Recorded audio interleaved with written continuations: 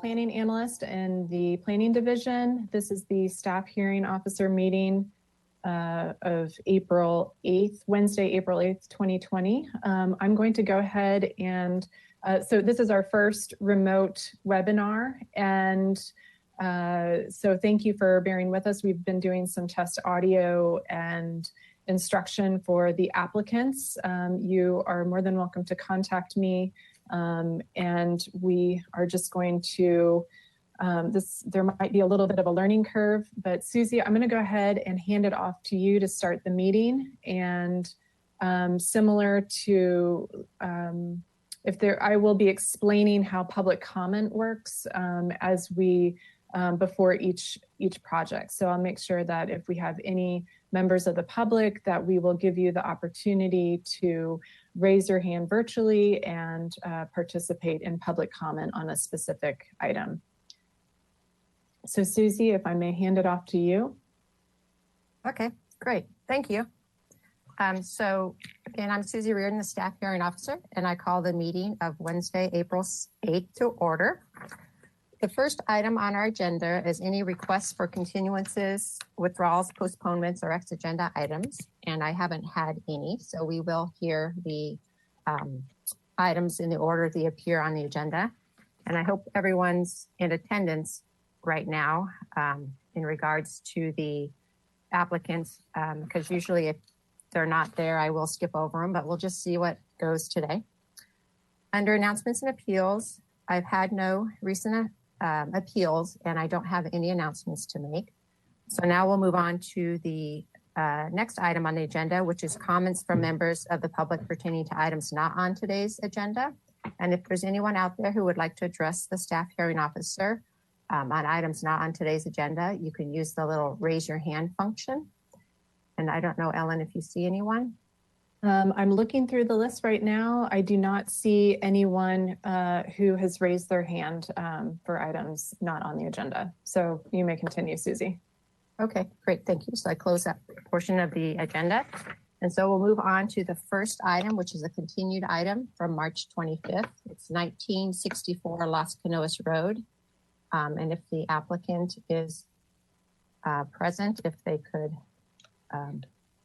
be added. And the staff person, if they would like to give the staff presentation, what we'll do is we'll do it like a normal hearing. Staff will give the presentation. And if I have questions, I'll ask them of the staff at that time. And then the applicant team is then able to give their presentation. And I will ask them any questions I may have. And then we'll move on to public comment. And then I'll deliberate. So with that, Michelle, if you're there, if you would like to give the staff presentation and turn on your camera so that I could see you. Great, thank you. Okay, good morning. Can you hear me? Can you see me? I can see you fine and hear you. Yes, okay. We can hear you, yes. Okay, great, thank you. All right, good morning. Michelle Bedard, Associate Planner for the project 1964 Las Canoas Road. The project is a 35-acre site located within the extreme foothill high fire hazard area and currently is developed with a residential rehabilitation treatment center. The proposed project involves construction of a new 325 square foot detached accessory structure, along with associated improvements to the fire sprinkling system. Other site alterations include associated landscaping, irrigation, and grading. The discretionary application under the jurisdiction of the staff hearing officer is a front yard modification to allow a detached accessory structure located within the remaining front yard. So if you can see the plans, if the person presenting the plans can go to the page 2, the second PDF page, and scroll down a little bit, you'll see, perfect. Oh, go back a page. That's the first. You're Okay, talking that's the second page. C101, right? That should be Yes. page 2. Yes, page C101. I have my little key here. That is the zoomed in area. You can see the large site map, or excuse me, the small site key map above showing the overall 35-acre site. And then the larger area below is the rectangle area to the southwest portion of the site, showing the proposed area of scope of work. The area to the at the top left portion of the corner of the site is the proposed new construction. Yeah, right there. And then the area shown at the opposite corner on this page is improvements to the existing site facilities. So if you can scroll to the next page.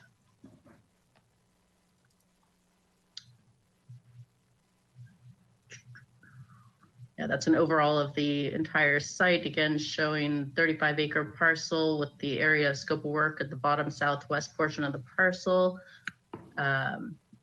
Scroll the next page, page 4. That's the proposed elevation of the proposed new 325 square foot accessory structure. Actually, and if you could go back to page 2, the overall site plan that showed the proximity of the area of scope of work in relation to the property lines. Yes, that page, thank you. The setbacks and the area of this proposed scope of work. We'll just stay on that page for a few moments. That'd be great, thank you. So as I said, the discretionary application for this project is a front yard modification to allow the construction of a detached accessory structure to be located within the front yard.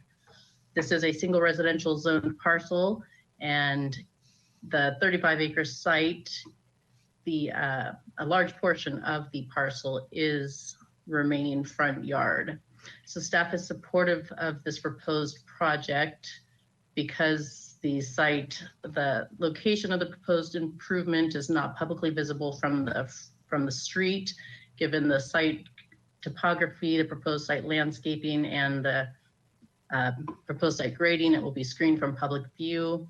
The project has been reviewed by the Architectural Board of Review, and they were supportive of the proposed project and felt that it was sufficiently screened from public view.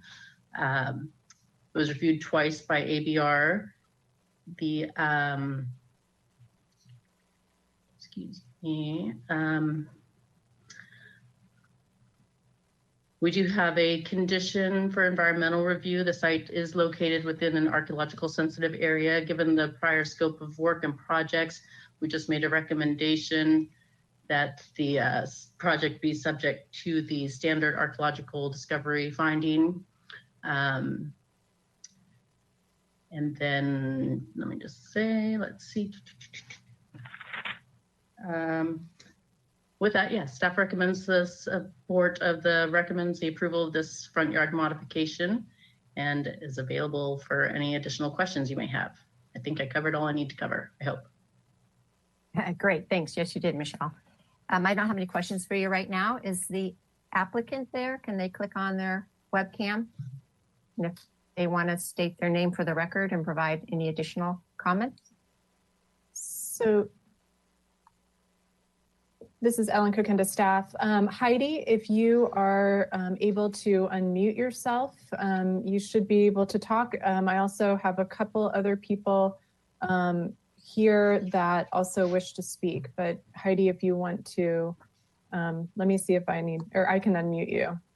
So Heidi, at this point, you should be able to click the little microphone circle icon right below the orange arrow box to unmute yourself. Does she have a webcam or no?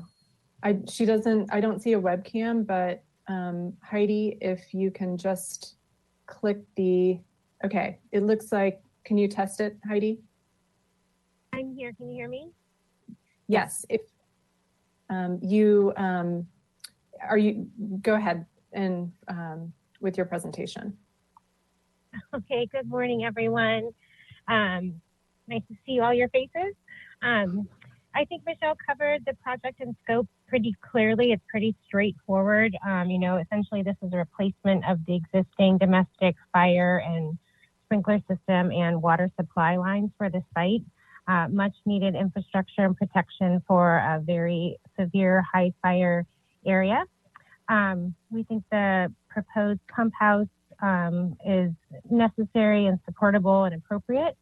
It will be screened nicely with some landscaping, and based on the site topography, it shouldn't be visible, as Michelle mentioned.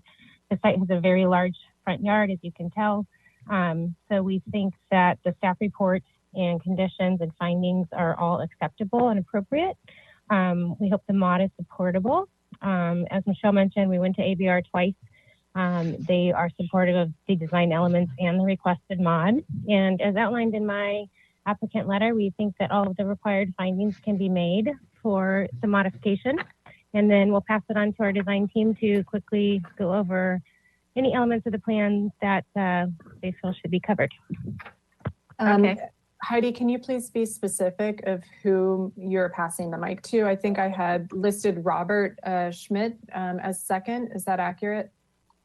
That's accurate. Martha DeGassis is also on our team, our landscape architect, and then Rosa Alvarado. So I think Robert will take the lead, and then Martha and Rosa can chime in as needed. Okay. Okay, So, yeah. this is When they begin to speak, if they could just state their name so we know who's talking. Robert. Can you guys hear me? This is Robert Schmidt with Powers and Associates. Can you guys hear me? Yes. Yeah. How do you spell your last name? Schmidt, SCHMIDT. Okay, thanks. Just I can hear you. Go ahead. And I'll be really brief. I think, Michelle, you covered it really well. This sheet's a good sheet to kind of just describe from the engineering standpoint. Really how this thing works is there's a main line in Los Canoas. We put the fire pump house away from the site. So the road going to the pump house is just a gravel base road. Fire department's looked at this and has approved the location and our design intent to this. The line that goes up kind of is on the southeast corner, or on the, let's say, the bottom right corner. There's a line that goes up the hill. That's just the main line that gets up to the top of the hill where the buildings are. The one other thing to note is there is some grading around where the pump house goes. Really, to help screen it, we're putting a mound in front of it to help a little bit more of the screening to it, and we're just tucking it into the hill a little bit. So overall, it balances out from a grading perspective from an earthwork quantity. I'm going to keep it simple, but if you have questions, I can definitely help you on that too. I do. Heidi had mentioned it's a replacement system. Is there an existing pump on the site? And where is it if there is? There's an existing pump, and it's right at the entrance. So if you go to kind of the bottom center. That's what I reviewed a couple years ago. Yeah, it came in like 2008, but what we found is it's well under what the current code looks for pressure. And so we're going to keep that. We're going to use that actually for the domestic. So let's say if we need water for a domestic, it's a dual system. So it's all one system. For smaller flows for your typical usage, that's the pump that would use. But if we need fire protection, the pump house would kick on. Okay, and then why did you choose to place it over in this area versus closer to the existing one? If you zoom into there, it's actually really constrained. That's at the entrance, and there's that pump house was actually built into the road right adjacent to the hill. Oh, sorry. And there wasn't enough room to get a full pump into that one. So we were going to use that for the existing pumps, but then we had to find a flatter area that there is some oak trees at the entrance. We were trying to be good without knocking into some of the other constraints that are, part of the site. So you can see the slope going up that roadway itself. Yeah, and it appears that it is kind of in an existing quote unquote flat area right? You don't have to remove any trees. Or I guess Martha's going next. She can explain that. It is a flat area, but Martha can talk more about that. Okay, great. So that's all my questions for you. Martha? Hi. Yeah, so the morning, everyone. Martha DeGasis with Arcadia Studio Landscape Architects. And as Robert mentioned, we're doing a little bit of just auxiliary planting just for ornamental at the entrance because it's a little bit bare on either side of the drive. So we're putting some native plants around there just to enhance. And then as one goes up this gravel road, the grading again provides some additional screening, although the site is barely visible from the road. And so this existing flat area remains, and then a bit of grading to tuck it into the hillside. And then upon that grading, we're putting native plants, some toyon, coffee berry, and some California lilac for erosion control planting. And then on the little mound that is below the proposed pump house, we're adding oak trees and for additional screening and some toyon and so on. If you would scroll down to some of the sheets past this sheet, you'll see we have some, and keep going, please. You'll see that we have some. You just passed it. No, that's okay. That was irrigation. And then we've got some simulations. So here's our planting plan. You can see it's densely planted with screening shrubs and ground cover California lilac. And then we do have some colored plans that show simulations of views from the road that we've taken Google Earth photographs and then done our photo sims of what the screen planting will be in about 5 to 7 years. And let me correct that, probably 15 years for the trees, but the shrubbery will grow quite a bit faster. So we feel that the site is completely screened and adequately screened. ABR was very happy with the approach and satisfied with the level of screening. The property's not really visible from adjacent residential areas, so we feel that it's well hidden. Okay, great, thank you. I don't have any questions for you right now, Martha. Is there anyone else on your team that wanted to provide comments, or is that it? So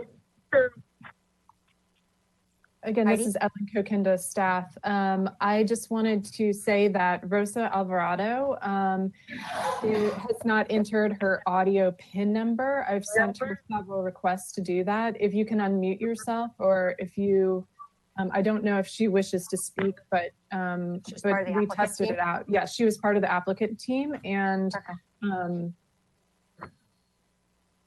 or if Robert, This is Heidi here. I don't think that Rosa necessarily needs to say anything or add anything. We're just here if you have questions. Okay. Okay. Thank you. I just want to I want to instruct Rosa, if there are questions, you should leave the webinar, or Timmy, if you want to clarify this, but you need to enter the audio PIN that I've sent you. So please, I don't want to interrupt the meeting anymore. Go ahead. Okay, great. Thank you. So with that, I'll move to public comment. If there's anybody out there who would like to address the staff hearing officer on 1964 Las Canoas Road, if you want to raise your hand, and either Timmy or Ellen will acknowledge you and unmute you. If you do, you have 2 minutes to address the staff hearing officer. And given the form that we're doing this in, we don't allow the pooling of time. So you would be limited to your 2 minutes. So Ellen or Timmy? This is Ellen. No one has raised their hand for this particular item. So you can keep going. Thank you.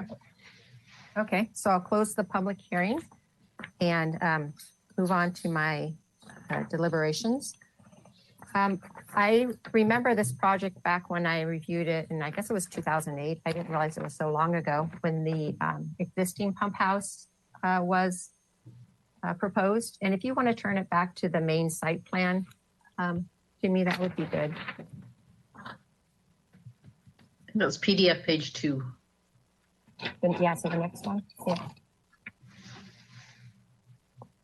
This is the weird part where I don't have any controls to touch it or not. I do have the big set here beside me, and I have the photos that were submitted to look at. But in regards to the project and the siting of the new pump house, I agree with staff's analysis that given the size of the property, it's virtually impossible to get a location that is not in the front yard, and it is necessary to have these types of facilities towards the public right-of-way and easily accessible by the fire department. So I understand the location proposed and the necessity of it.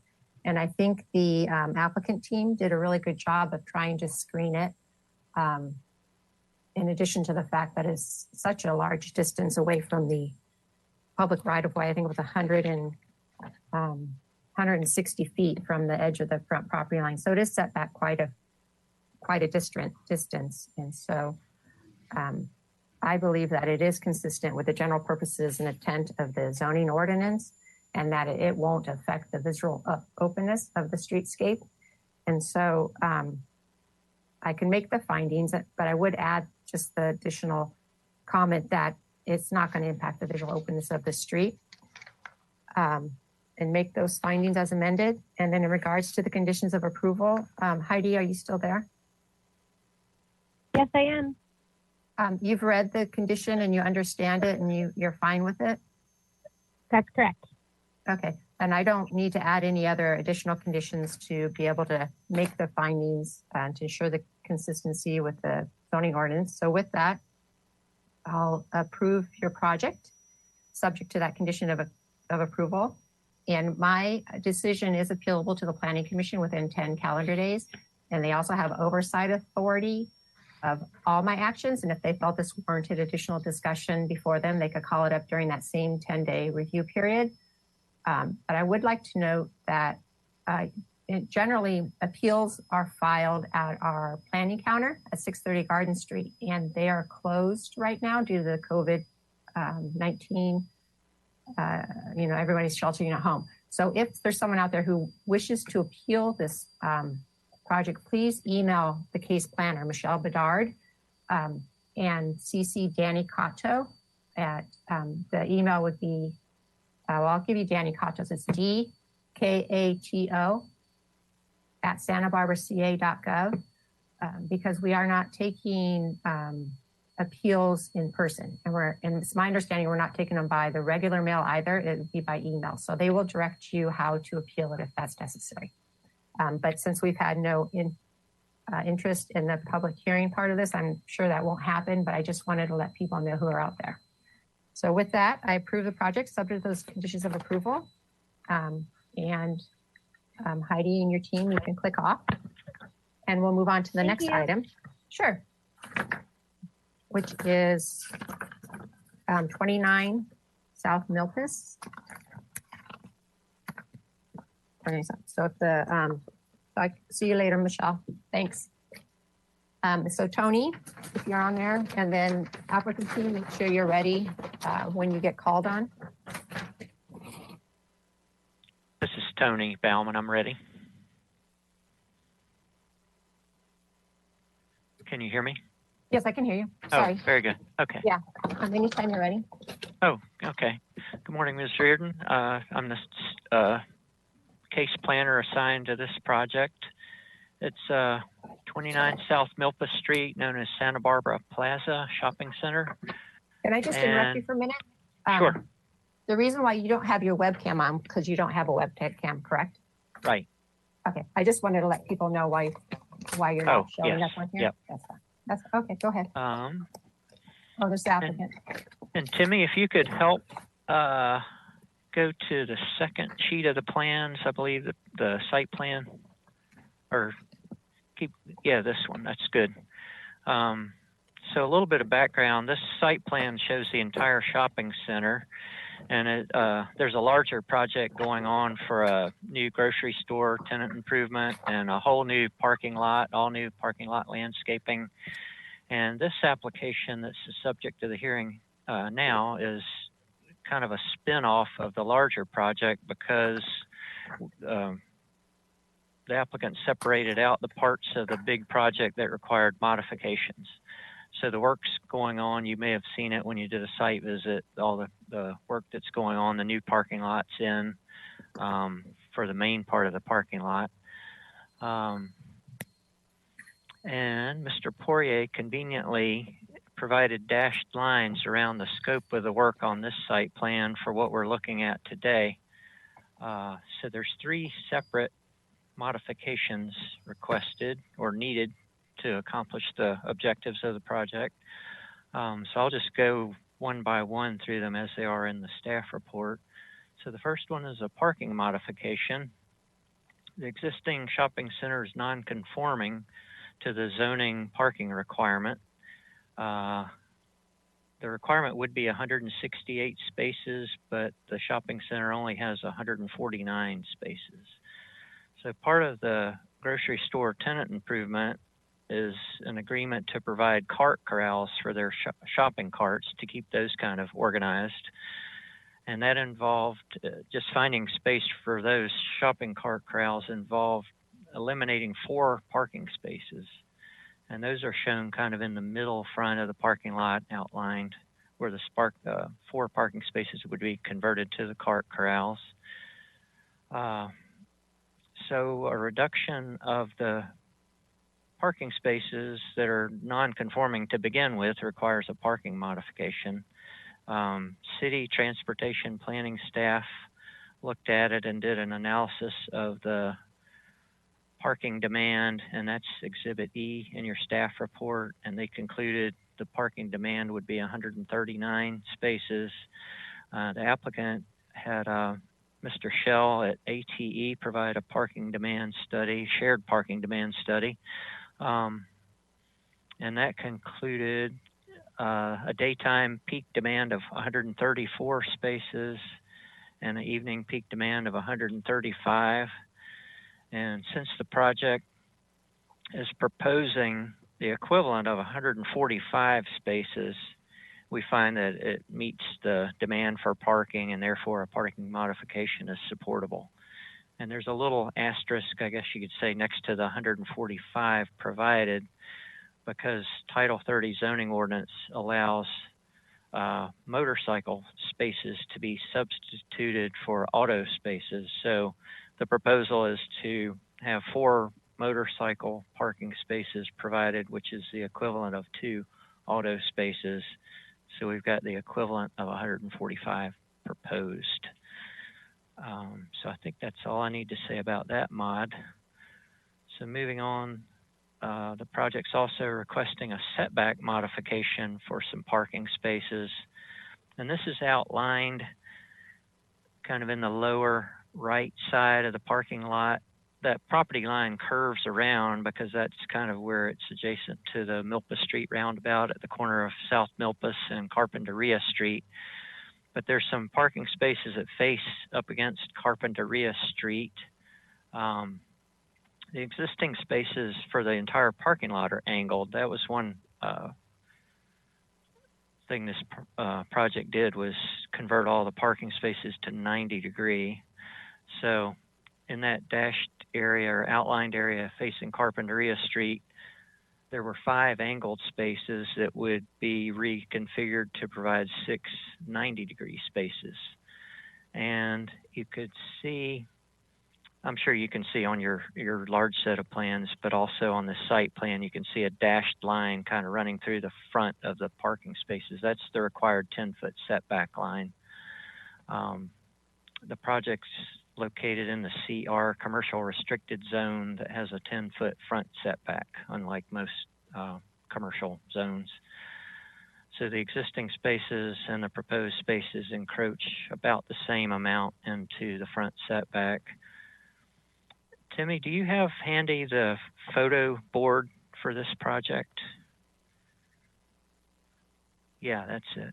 Oh, right there. The upper left photo on this page shows that view from Carpinteria Street, looking across Carpinteria Street at those parking spaces, and they're pretty well hidden behind an existing site wall And there's some landscaping inside and outside of the wall before you get to the front of the parking spaces. So they're pretty well screened, not really any visual change to the public.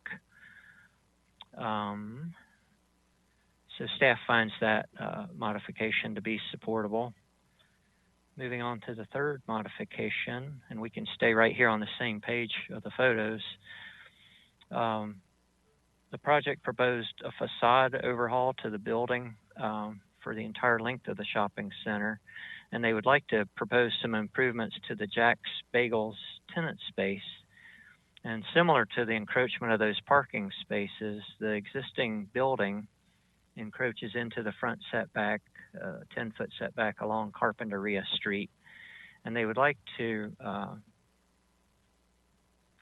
provide a gable roof at the Jack's Bagels tenant space. So while we're on the photograph, the upper right picture shows that front corner of Jack's Bagels, and you can see the sign on the front of the building. That front facade of that building would become a gable roof rather than hip roof. So it wouldn't hip back from the front above the sign. The gable would go straight up above the sign. And where that gable end comes down toward Carpinteria Street represents about a 5.5 or so foot increase in height to that existing roof within the setback. So that exceeds the limitation for a minor zoning exception, and it requires a setback modification. Now we could go back to the plans, if you wouldn't mind, Timmy, and we can go to, got a sheet number. It's one of the colored elevation sheets.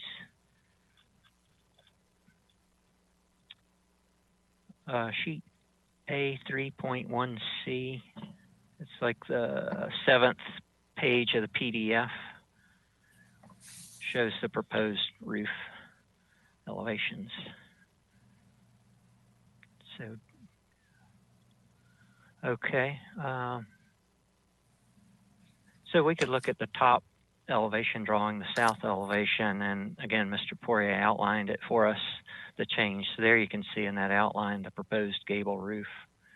And the ABR liked this and gave favorable comments, and said it's a good architectural solution. They like the design. So staff, because it is, I mean, it's not necessarily or necessary, but because it is a design favored by the ABR, staff can recommend approval of this setback modification as well. I think that concludes my presentation for now. I'm available for questions. Okay, thanks, Tony.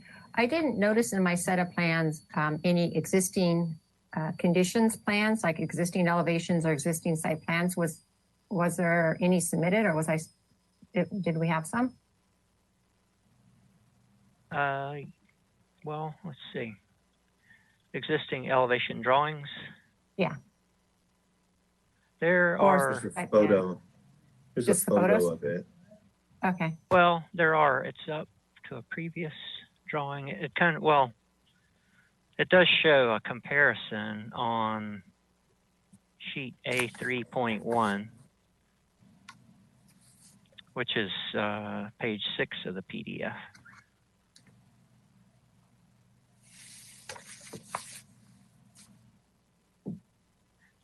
It just shows the partial east elevation. You can see indication of the line of the existing hip roof at that end. That elevation is a little confusing for some people to read because it really foreshortens kind of half of the length of the entire shopping center. So many of those roof forms that you see are far in the background. But again, with the outline, the dashed line outline, within that you can see two little lines that show the line of the existing hip roof. Yeah, correct. I saw that. I was just wondering if there was a separate plan. That's fine. Okay, that's all the questions I have, Tony. Okay. If the applicant team would like to do additional comments, so just make sure you state your name so we know who's talking. And then if you have a webcam, that would be good. So Paul.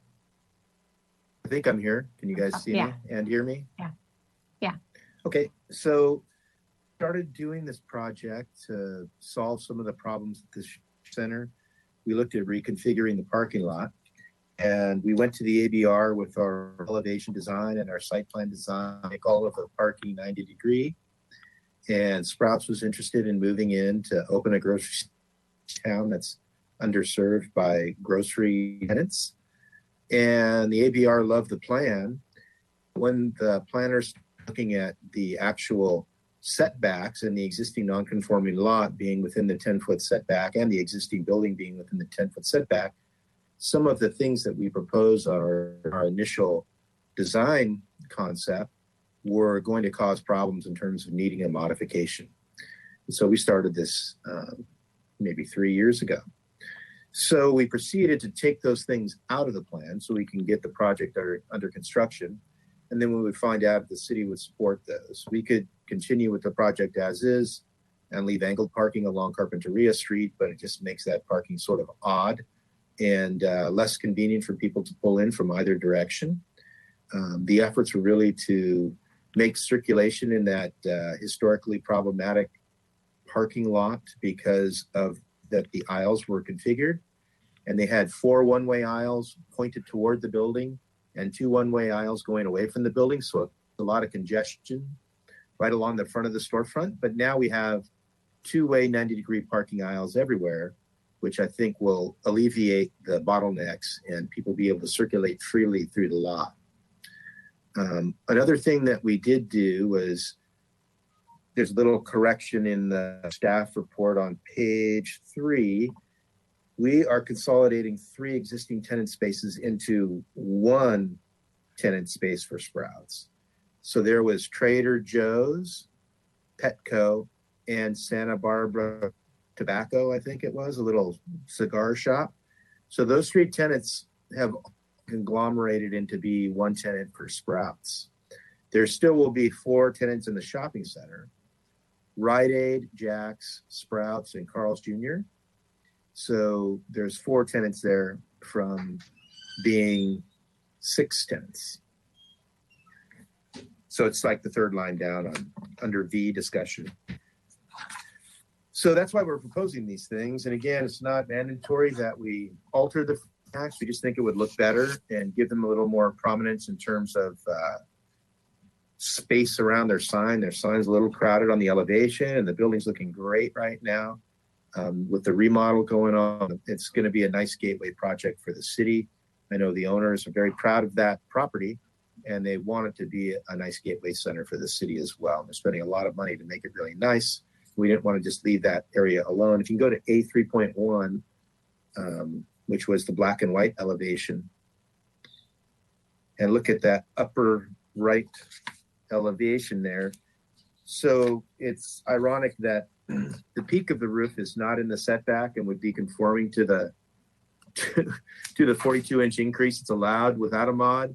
And just the shaded areas are the areas that would exceed 42 inches. Basically, there's no overhang from the gable right now or from the eave. So we're pushing that out a little bit to make a little shadow line. And so that causes us problems because the height technically is 0 where a roof doesn't exist. And if we extend it past the front of the building, it's what it is. It's more than 42 inches high. And the 10-foot setback line isn't really at the ridge. It's partially up the side of the sloping roof, and we're just matching the slope of the existing roof. So it's a little teeny tiny part of the roof that's really needs the mod. And regarding the car corrals, we did take out 1,000 square foot mezzanine that was being used by Petco. And so that 1,000 square feet parked at 1 to 250 is subtracting, if you use logic, reducing the demand by 4 parking spaces as well. And then as part of our reconfiguration, we took out a drive aisle that didn't have any parking on it, that was in the middle of the parking lot. We were able to bring 4 or 10 or 11 parking spaces from the back of the shopping center and move it out into the front parking field, which I think will alleviate the demand as well. So a lot of the things that we've done to the center are going to make it function a lot better for the neighborhood and the community, as well as providing a space for an amenity for that part of town. That's about all I have. Any questions? We have Scott Shell here to answer any questions about the traffic study that he did that concurred with what Public Works came up with. And the owner, I think, is on the line too, if you have any questions about that. Okay, great. Thanks, Paul. I don't have questions per se on the traffic or on the parking study. I understand it, but just on experience, and I don't know if you or Scott wants to respond to this, but when Trader Joe's was in there, parking was a mess. You know, it's always impacted, and the demand study indicates that there's actually going to be more than enough parking to meet the demand. Is it more so the location of where the parking was provided, or what? Can one of you guys speak to that? I know you had mentioned that you are relocating some existing parking that was towards the back of the site and putting it up front, but could either you or Scott respond? I'll answer a little bit and then Scott could chime in, but I think that we built a proper loading dock in the back for grocery trucks to be able to pull in, to get in and offload in a truck dock situation. And by going to 90 degrees in the front lot and eliminating that drive aisle that didn't have any parking off of it, we were able to actually get more parking pushed from the back to the front where people need to use it. It was total mayhem in the front when Trader Joe's was there with the ample parking. And it was because also unequal directions with 4 one-way aisles going to the front and only 2 going away from the building. Everyone was jamming up right where everyone's trying to walk out of Trader Joe's with a cart full of groceries or in front of Rite Aid, trying to get to the open space when there was one. And it did like an unbound in terms of getting to a space that was open, people be coming at it from 3 directions. So this way, by going to 90 degree, people can arrive, people can leave. This is where they came. I don't reduce bottlenecks to get out, the bottlenecks to get in. And I don't know if you want to talk to that, Scott.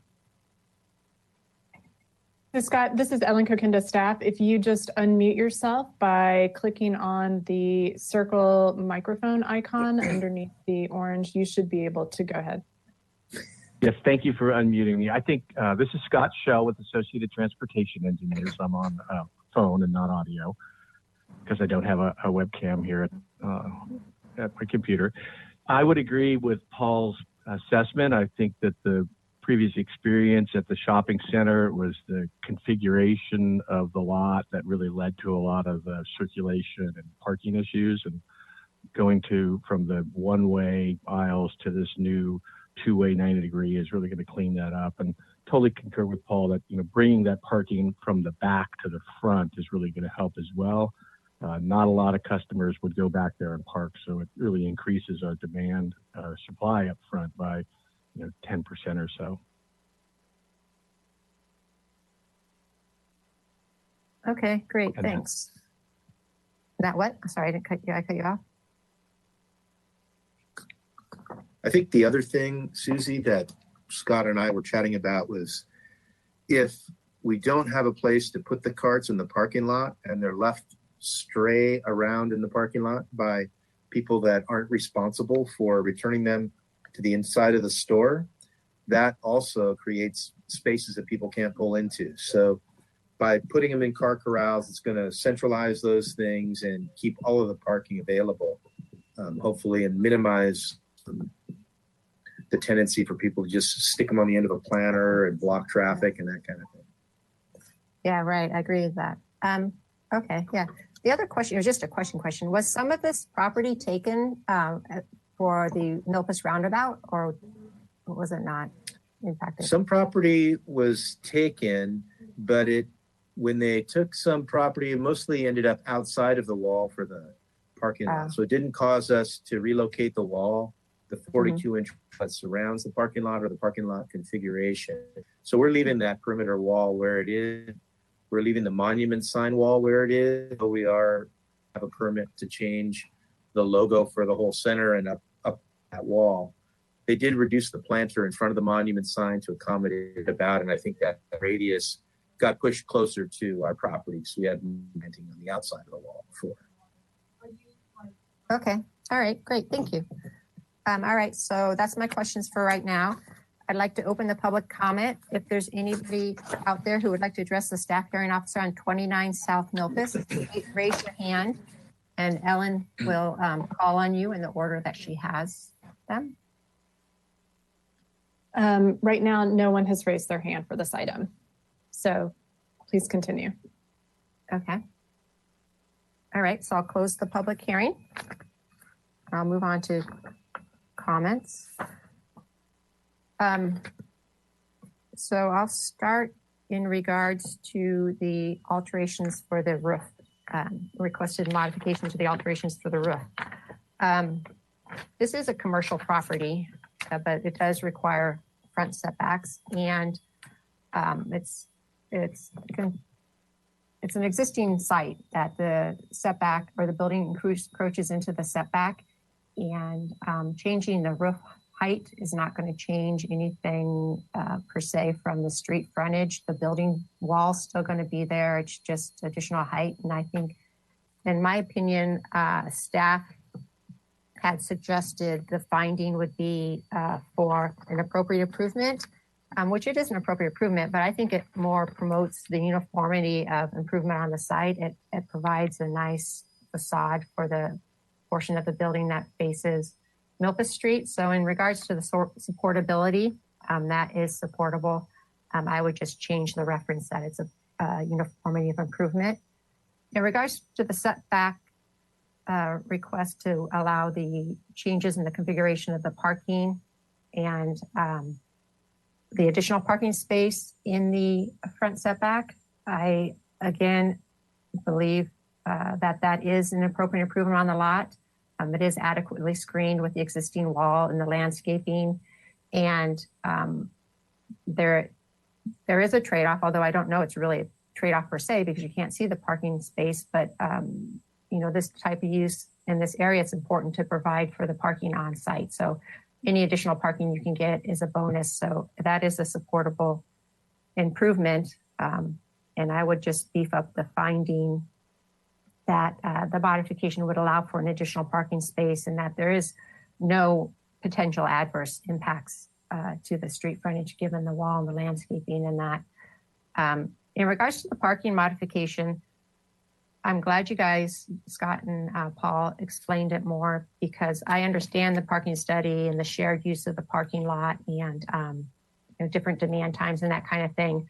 But I also have visited Trader Joe's when it was there originally, and the parking lot was a mess. And I'm glad to see that the parking configuration is changing to try to address that and to make it easier for people to find places to park. And I think also that people are creatures of habit and they want to park in front of the store. So yeah, maybe those parking spaces that were towards the back weren't used as much. So in regards to the parking modification, based on the information that was provided by our parking or the city's parking staff, as well as the shared parking study for ATE, I can make the finding. And again, I would kind of change the finding just to recognize the fact that the parking modification, that the 143 vehicle parking spaces and the 4 motorcycle parking spaces is adequate to meet the anticipated demand. And so with that, I'll make those revised findings. Paul, you saw the condition that was proposed by staff and you understand it? Yes, I went out there this morning to go look at that stuff, and I think we can just increase the height of the parapet to screen all of that equipment along Carpinteria Avenue, and I talked to the owner about it right before this call.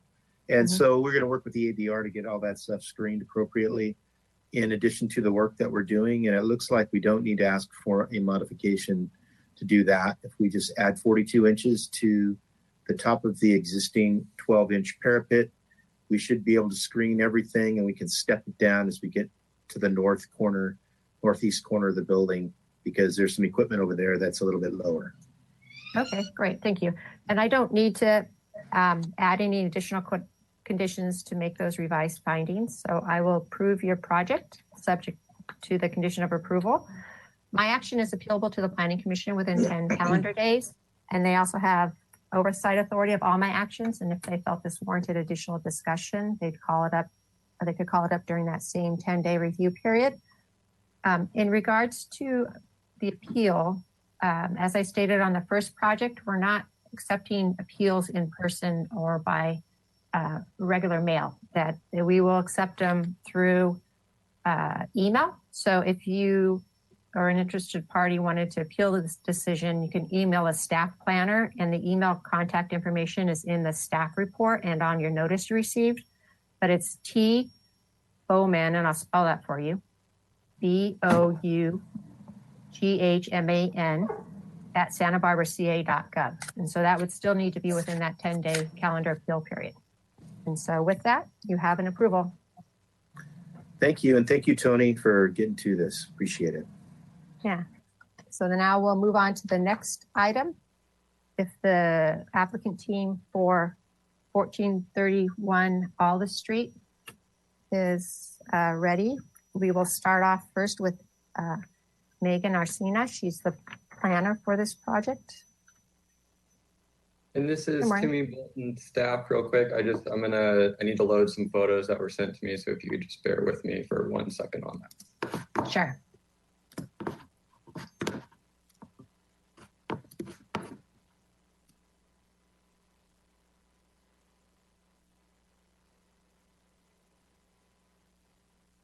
And in the meantime, this is Ellen Kokinda. Brett, if you could mute your microphone by clicking on the microphone icon underneath the orange arrow on your control panel. And when Susie asks you to present, you can go ahead and unmute yourself. Thank you. Perfect. I can begin describing the project if you like, unless Timmy, you'd like me to hold off. No, go for it. I'll jump in and I'll get it up in just a second. Sure. Go ahead, Megan.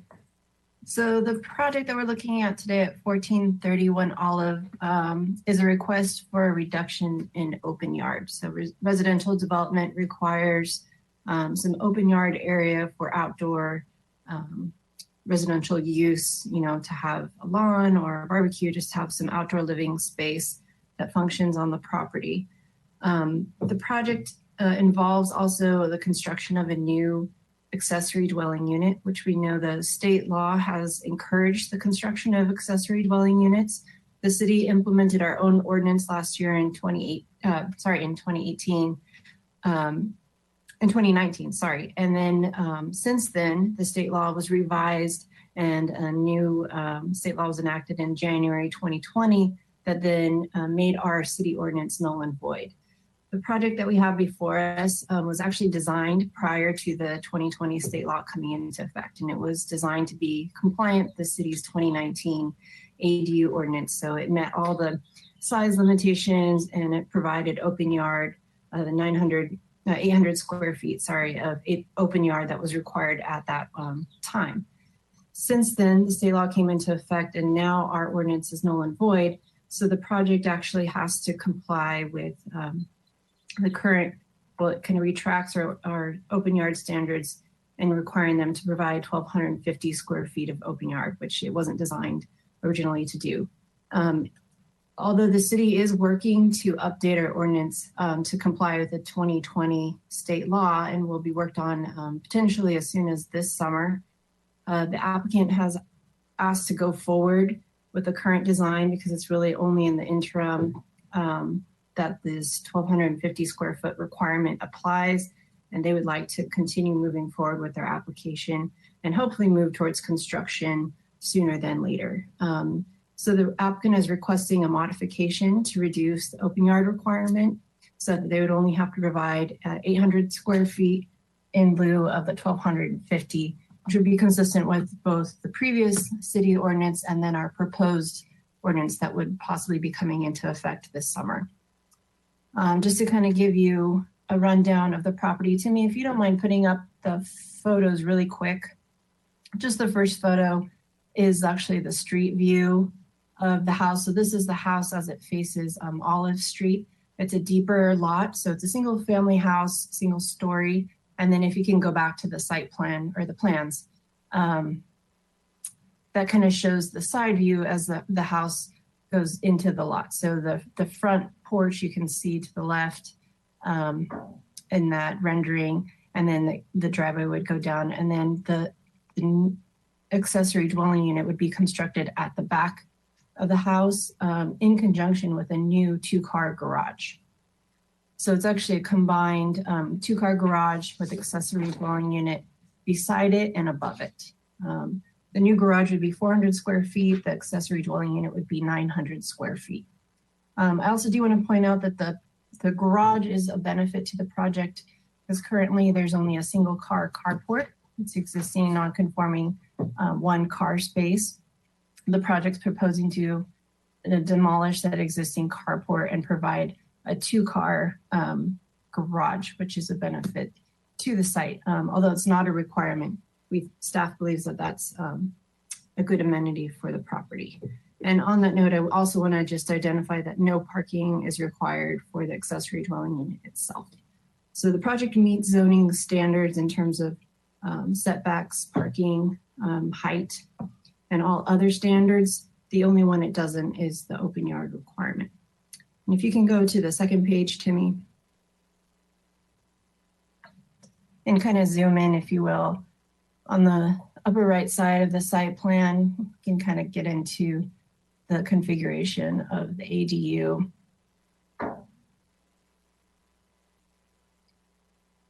So here we have the ADU, which is a 2-bedroom, and the garage next to it.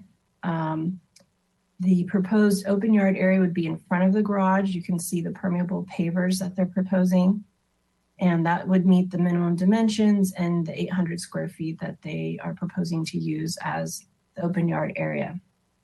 It should also be noted that this is the driveway. So as you can see, the driveway is now going to be reconfigured as a ribbon driveway. Currently, it's just a paved driveway. It will add additional stormwater capabilities, stormwater retention and treatment capabilities, and then you would follow it down to the driveway or the permeable paver areas and then park in the 2-car garage. Typically, I guess I should say in the past, open yard wasn't allowed to encompass driveway or drivable areas. That changed with the state law requirements for accessory dwelling units to encourage their development and allow greater flexibility for property owners. Driveways and vehicle areas are allowed to be used as open yard areas. For this particular configuration, staff does see that the configuration would work as an outdoor living space because it is nicely situated between the 2 structures and towards the back of the lot where it does offer some privacy. We think that the permeable pavers is a nice aesthetic. There's landscaping surrounding it. And then additionally, there's a little bit of a private open yard area for the ADU itself on the bottom right-hand corner of the site plan. So the configuration and the project meeting all potential future ADU requirements, staff is supportive of the open yard modification. I do also want to add that the project will be increasing stormwater retention areas. So the neighborhood has, or a couple neighbors have identified some existing drainage concerns in the area. And if Timmy, if you can zoom in a little more to the top right of the site plan.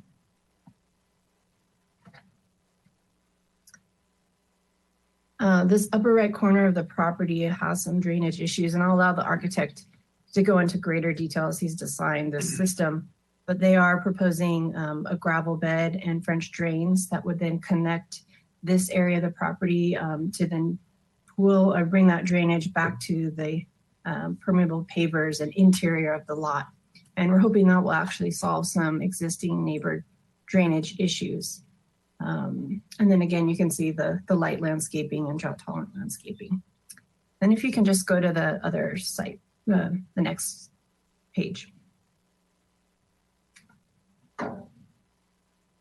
And the next one.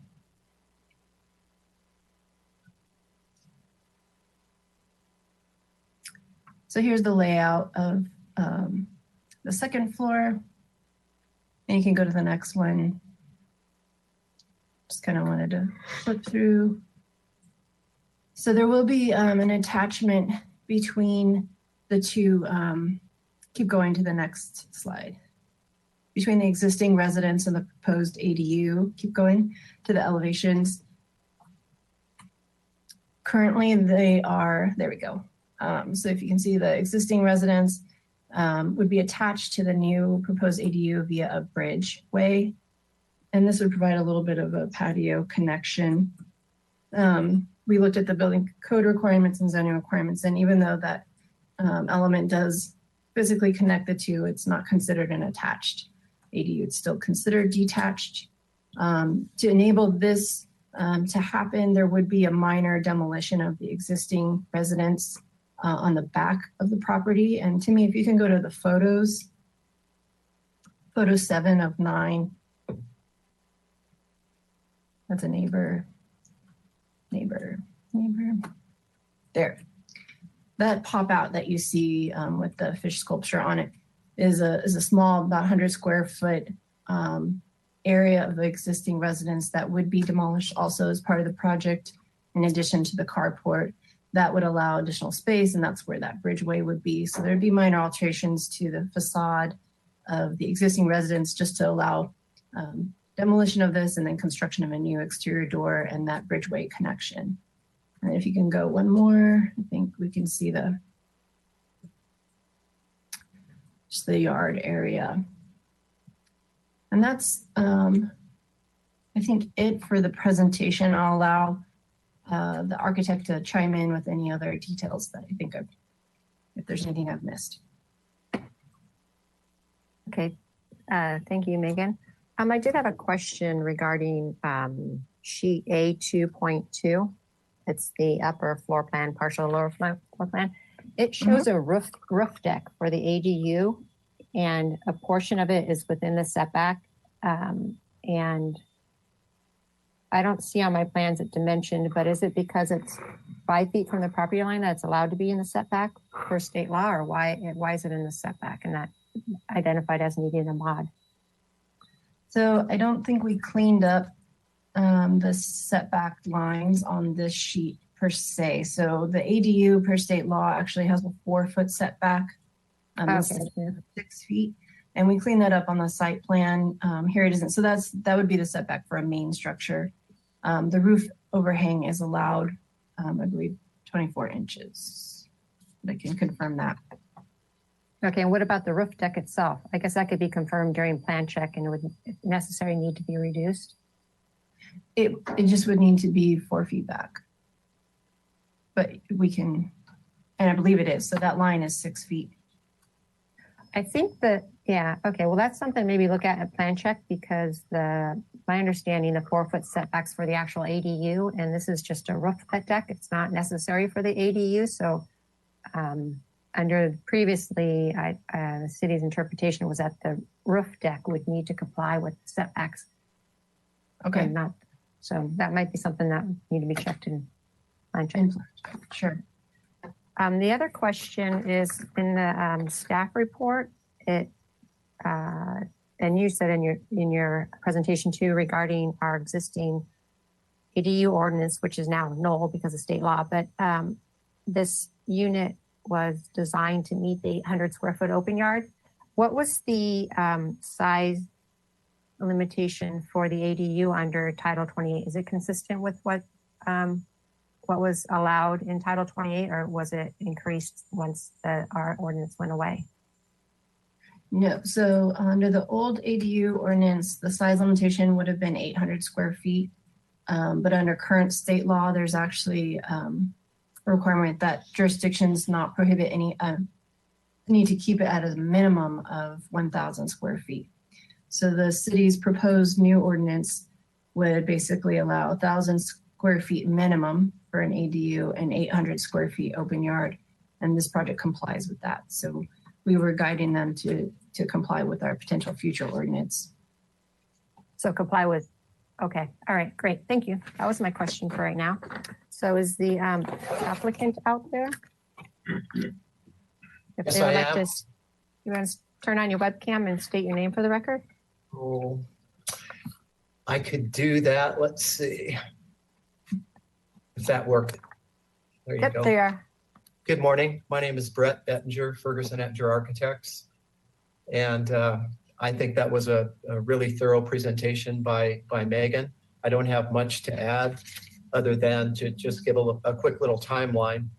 We did submit this project formally early summer 2019 and proceeded to Historic Landmarks Committee for conceptual review. We were giving very positive comments. And at that point in October, we moved forward to complete 100% of our construction drawings with the understanding that we had met all land use ordinance provisions for current ADU guidelines as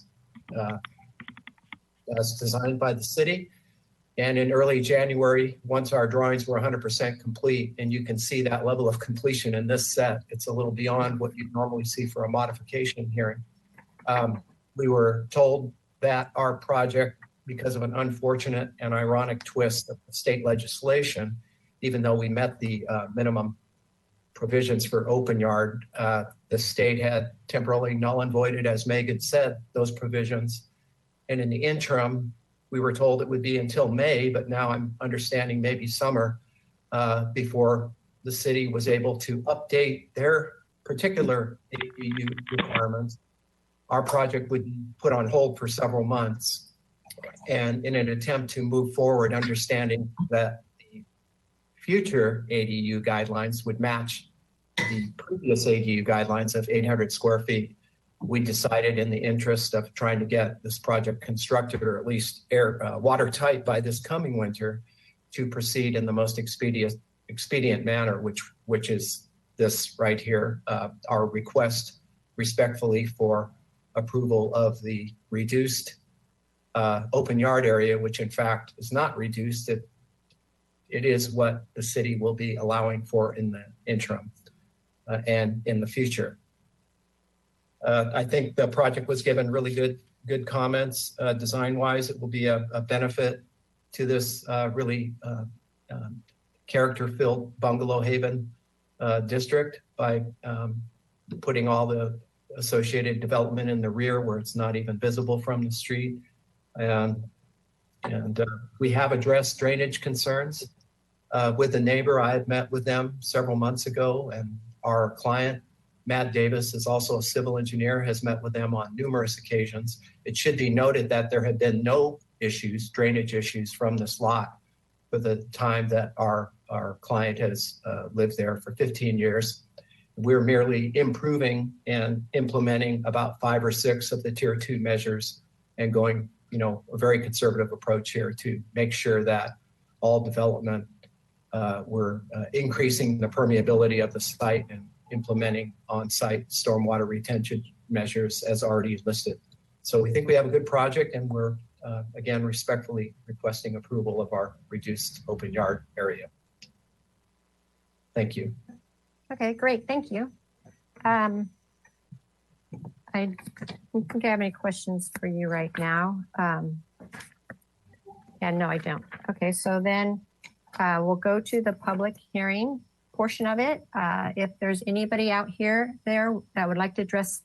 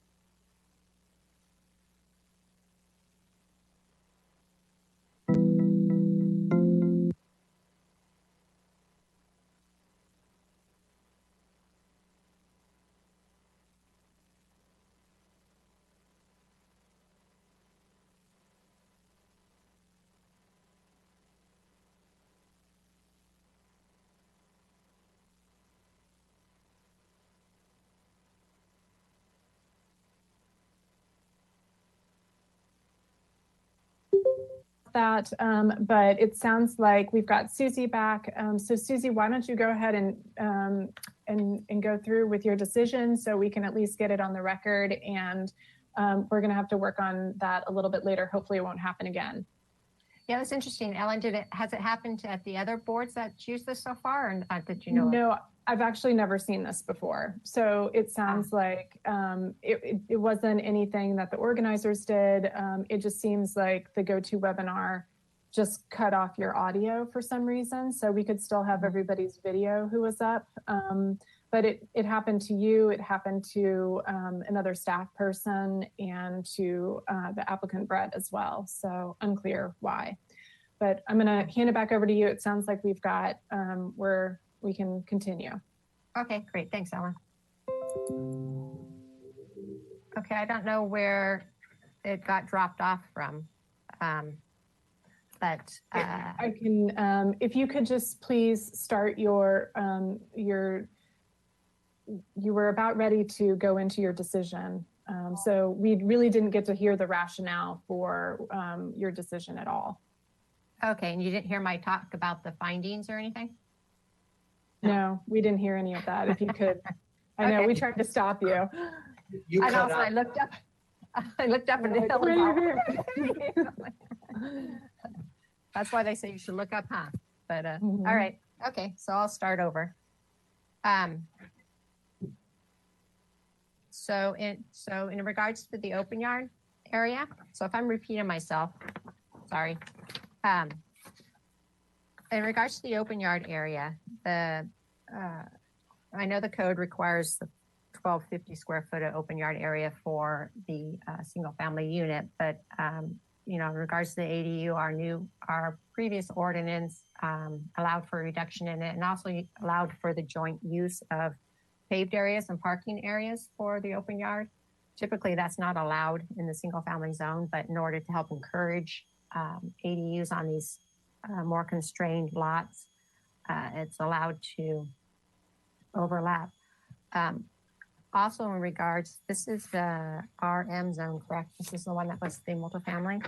So if it was proposing and development that was consistent with the RM zone, either an ADU or base zone, I believe my reading of this, that it would meet the requirements of the M1 zone, RM zone. Is that correct, Megan?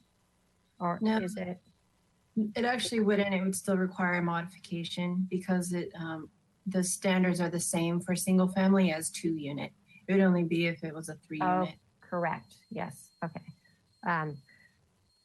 In that instance, well, the RM zone, it requires for multi-unit development, it requires private outdoor space as well as open yard, you know, open areas 15% or wet. So in this instance, there is 2 areas that could be considered as private open yard area for the residents of these 2 units. And you know, like I said, in regards to our ADU ordinance and wanting to allow and encourage these types of units to increase our housing stock, it is something that could be supported in regards to the open yard mod. And then what I also was saying is typically I don't put acknowledgement of zoning requirements in the findings because, you know, I like to have the reason why the project's consistent with zoning, you know, that discussion in there. So where the finding says, additionally, the proposed open yard complies with the open yard requirements in the city's previous and anticipated future ADU ordinance,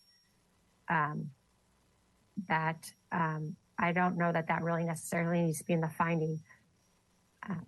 So I think it could just stand on its own in that the proposed open yard is appropriate because it provides a sense of openness and a useful space for outdoor living. So I would just strike that last sentence. Now the staff report doesn't propose any conditions of approval, and I don't need to add any conditions of approval to be able to make the finding. So I'll approve the project as submitted. And my action is appealable to the Planning Commission within 10 calendar days. And they also have oversight authority of all my actions. And if they felt this warranted additional discussion before them, they could call it up during that same 10-day review period. And if either of those would happen or would occur, Megan would contact you. And I do want to note, like I noted on the previous two projects, that appeals, we are not taking them in person right now. It's just via email. So you would, if you were going to appeal this project, you need to email Megan Arcina, which is spelled, it's M and then ARCINIEGNA at santabarbaraca.gov. Her email is also on the staff report and on the notice. And then if you can include her supervisor too, which is Danny Cotto. And so that would be DKATO at santabarbaraca.gov. So great, thank you. And Thank you very much. Sure. So we'll move on to the last project, which is 2316 Cliff Drive. If the applicants out there would be ready to click on when called upon. Hello, this is Ted Meter, the architect. I have great, no web. No webcam? Okay. Megan will go first with her presentation, and then I'll give you an opportunity to provide any additional comments you might want to do or provide. Okay. And Go ahead, if I'm part of my interruption, this is Ellen Kokinda. Ted, if you could please just mute yourself by clicking on the green microphone button. Thank you. I can open up. So my name is Megan Arciniega. I am the planner for the second project for at 2316 Cliff Drive. It's similar to the previous item in that it is also an open yard modification, a request to reduce the open yard requirement, again, at the rear of the yard to allow for construction of a new accessory dwelling unit. We similarly have a narrow, deep lot where the accessory dwelling unit would be constructed at the rear of the lot, currently in their yard area. Similarly, it includes demolition of an existing single-car carport and construction of a single-car garage with storage area inside the garage, and then the accessory dwelling unit on the second floor of that structure. The lot is currently developed with a 788 square foot single family residential unit and a 364 attached single car garage. Sorry, yeah, it's a garage that would be demolished. The new unit would be 495 square foot garage with a 482 square foot dwelling above it. The reduction of the open yard would be to reduce the requirement for an 800 square foot open yard to 500 square feet. This is consistent with the previous ordinance provisions for open yard area for lots that are smaller, under 5,000 square feet, which this is. The lot area is 4,938.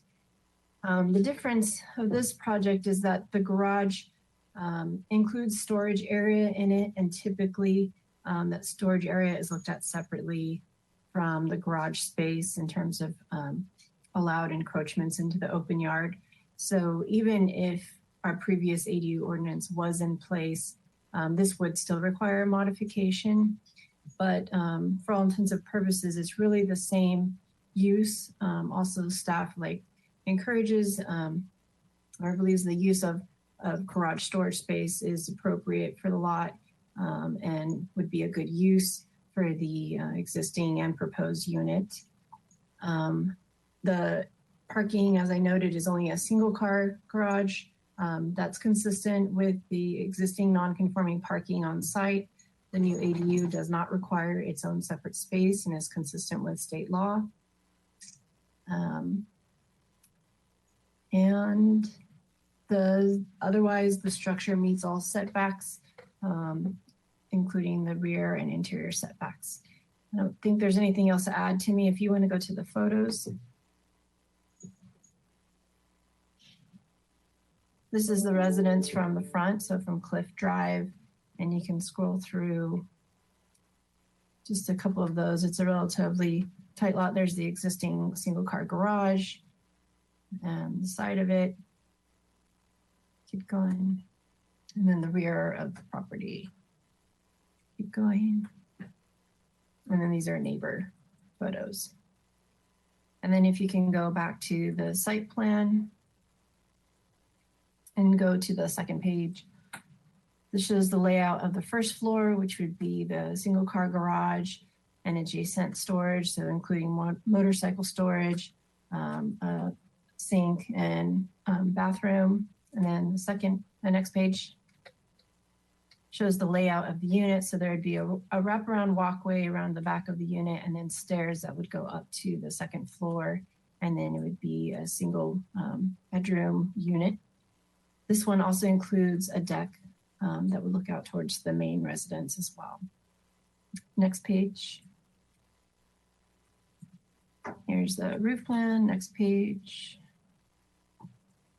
And then there's the elevation. So you can see this is the two-story structure that's proposed with the garage on the bottom. And that really concludes staff presentation for this one, if you have any questions.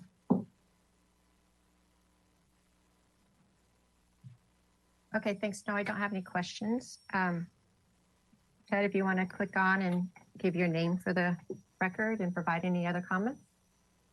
Okay, I'm Ted Meter. I'm the architect for the project.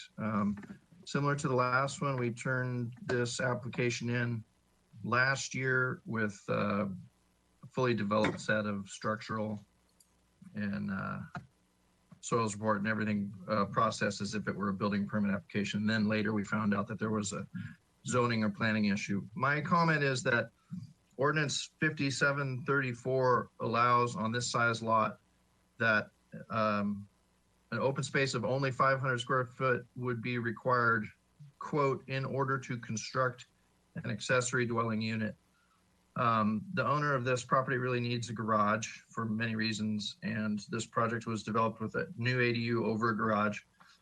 And the planning department and Danny Cotto have determined that although Ordinance 5734 says that the 500 square foot is allowable in order to construct an accessory dwelling unit, that they will look at this as two separate projects, and the garage itself still requires the 800 square feet as if there were no ADU.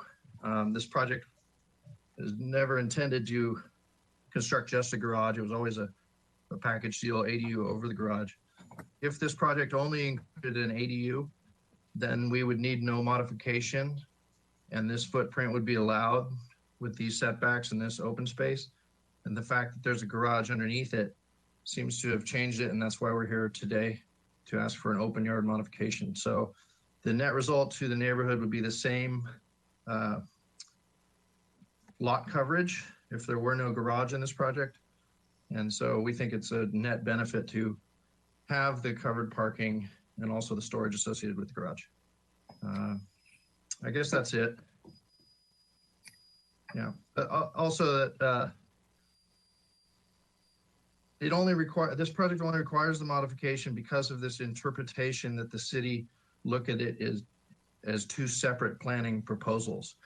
And I understand the reason that is done is so that they can process ADUs applications within this 120-day or 60-day time limit prescribed by AB 68.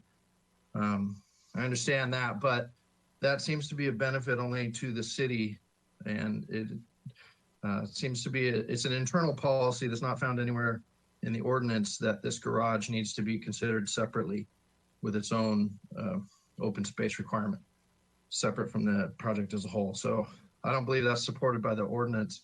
It's only done, according to Danny Cotto, as an internal policy suggested by the city attorney. So that's why we're requesting the modification to 500 square foot.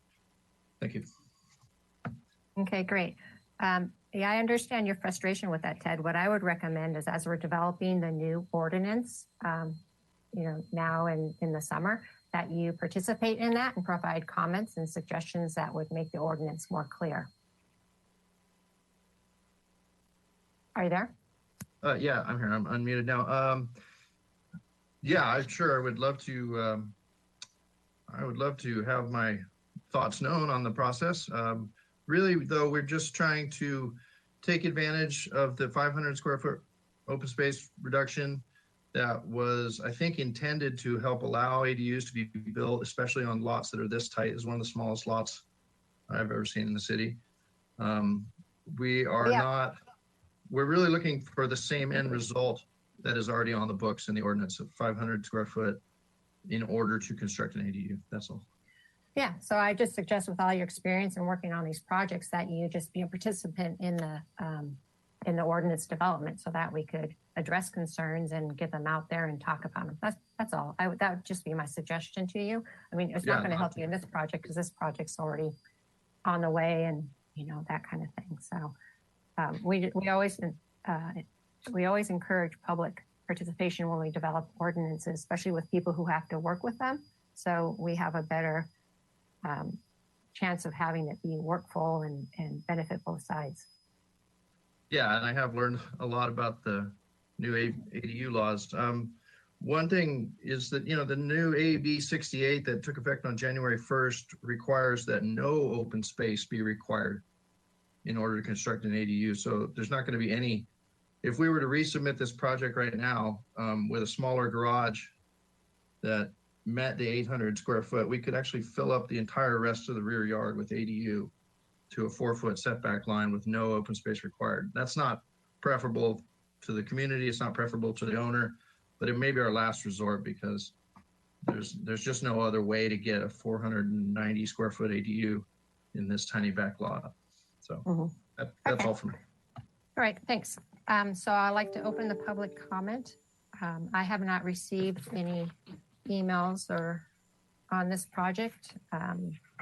And so if there's anybody out there who would like to address the staff hearing officer on 2316 Cliff Drive, if you could click on raise your hand and Ellen will call on you. And Susie, I don't see anyone who has raised their hand for this item. Okay, thanks, Ellen. So I'll close the public hearing. I did go out to the site and the owner let me in the backyard and thank you. I appreciated that and looked at the site. This site, whether or not an ADU is proposed on it, is a highly constrained lot. It's significantly undersized. And so as pointed out, it would need a modification anyways. And our previous ordinance and the state law encourages these types of developments, and it's a modestly sized ADU, 482 square feet net. And you know, as Ted pointed out, that if it was just the straight ADU, it wouldn't require the modification. But the fact that there's a garage proposed for the single family home, then that triggers the modification. And I understand his frustrations with it all. But looking at the project that's proposed before me today, it is an appropriate improvement. The open yard there's an open yard provided that is usable and meets the intent of the ordinance. And there's also this existing front house is set back from the street. So there is some open yard area in the front of the house. The required setback here is 30 feet and the house is, you know, almost twice that setback, 35-ish feet. So there is adequate open yard area on the site to use for outdoor enjoyment. So I can make the finding outlined in the staff report. Staff's not proposing any conditions of approval, and I don't need to provide or to add any conditions of approval to be able to make the finding. So I will approve the project as submitted. And again, my action is appealable to the Planning Commission within 10 calendar days. They also have oversight authority of all my actions, and if they felt this warranted additional discussion before them, could call it up during that same 10-day appeal period. And if either of those would happen, Megan would contact you, Ted. And again, we're not taking appeals in person, only via email.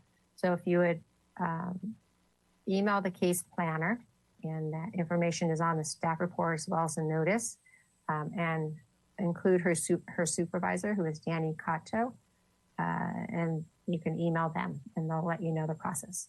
All right. So thank you. Thank I you. adjourn the meeting.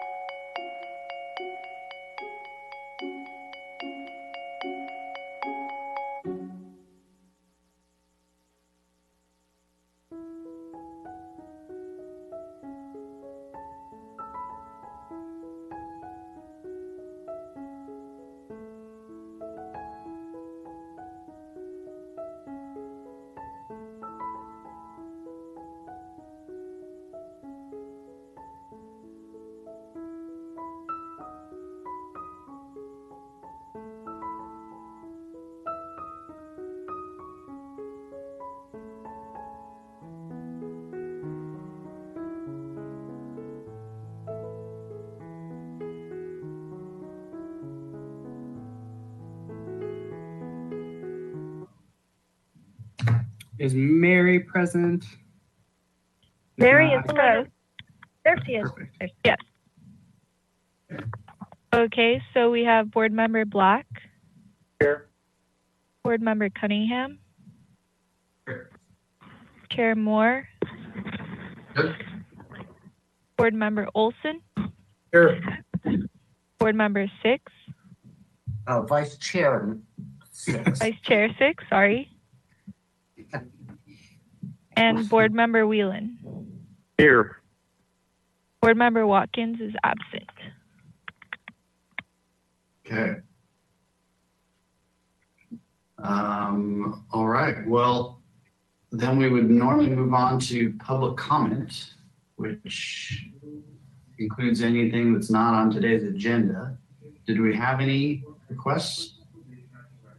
Mr. Chair, I'm not seeing anybody who's raised their hand, but I'll go ahead and announce to those folks, we do have a couple people viewing the webinar. So if you would like to address the board for items not on today's agenda, please indicate that by clicking on the icon that looks like a raised hand. If not, and you might be here for one of the items on the agenda, then we will call you at that point in time once those items open. Sorry, I need to take back control of the screen. Okay, so I don't have anybody who has indicated they would like to address the board during general public comment. Great. Then we will move on to approval of minutes from the 9th. So moved. So moved. Okay. Do we have, I'm assuming everyone has those in front of them. I do. Somewhere. Okay. So we have first for approval. I will second that. And I have a discussion. Great. Let's hear it. Item number 3 under the motion, just to just a very minor thing under item 4, provide a score pattern in its place to mimic. Just to be clear, provide a score pattern in the place of the gray paint to mimic. Okay. That's fine. We know this was dealt with anyway, I believe, but yes. Okay, any other discussion? No? Okay, so we had a first, all in favor? Aye. Aye. Any opposed? From the meeting. Okay, so motion carries. We had one recusal. Abstention. Okay. Is there any other business that staff has? We would normally hear any announcements, etc. I guess we have a consent. We do have a consent agenda from today, Mr. Chair. 1 second, let me pull that up. Those minutes. I just sent them to Mary. Perfect. For item A, 401 South Hope, we had project design and final approval with the project compatibility analysis findings. And for item B, 1136 East Montecito Street was continued indefinitely for renoticing. And just a point of order, when we do votes from now on, I believe we would like to do them with a roll call, just so that we have it very clear. Yeah, so if the chair can call a roll call when we call for a vote. Great. Okay, we'll do. All right, so do we have a motion to approve the consent minutes? So move. Okay. Second. First and second. Any Can we discussion? also get the names of the people first and seconding when they first and second, just for clarity? Olson first. Richard Six second. Perfect. Thank you. Any discussion? No. Okay, we'll do a roll call vote. All right. Sorry, one second. We have, okay, Board Member Black. Aye. Board Member Cunningham. Aye. Chair Moore. Yes. Board Member Olson. Yes. Vice Chair Six. Yes. Board Member Whelan. Yes. Okay, motion carries. All right, and then on to announcements. Staff has no announcements today. I believe Ms. Ostringer may. Okay, great. Thank you. Thank you, Chair Moore. One thing I think we forgot to mention at the training at the special meeting was regards to your conflicts. If you have a conflict of interest, you still need to state it at the start of each item that you have a conflict for. And then what will happen is the meeting organizer will then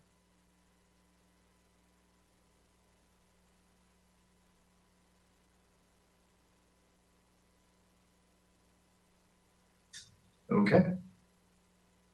All right. Well, if that's everything on the announcements and that, can we move on to item 1? We can, Mr. Chair. So I'll ask the organizer to switch to item 1 on their PowerPoint.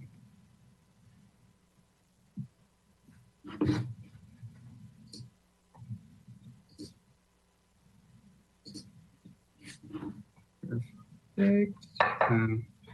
If we can have the... And I've unmuted Mr. Beesham and Ms. Jones. And if we could have the project description up first, just so the board chair could read it. Yes, thank you for that.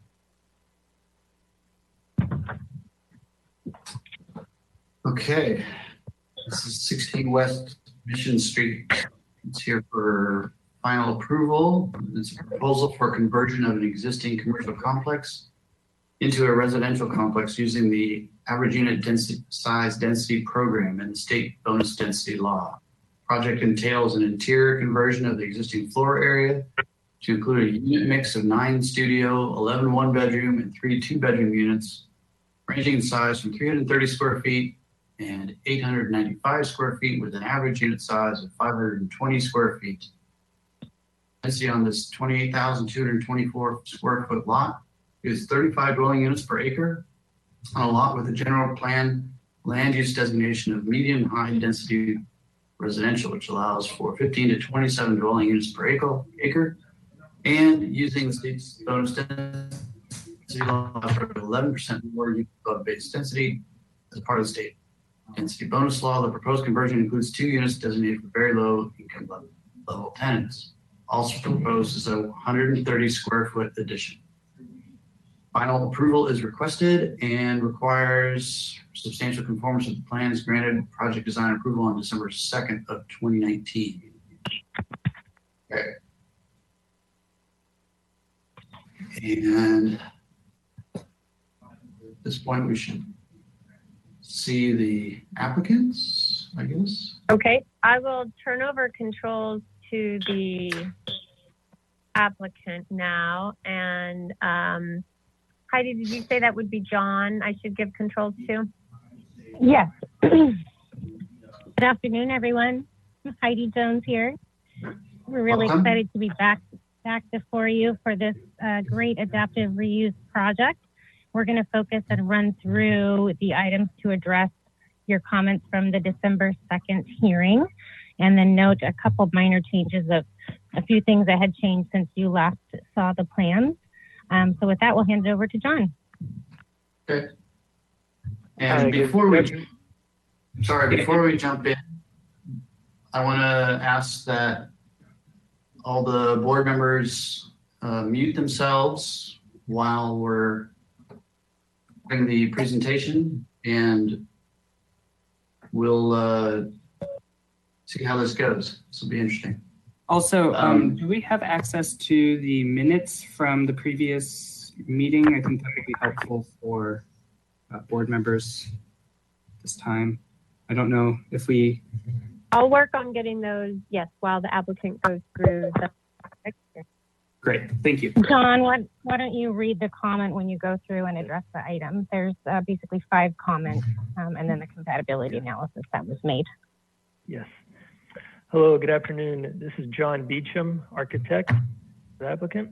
I'm going to go through the meeting minutes that we had and to let you know where the requests were made and changes made.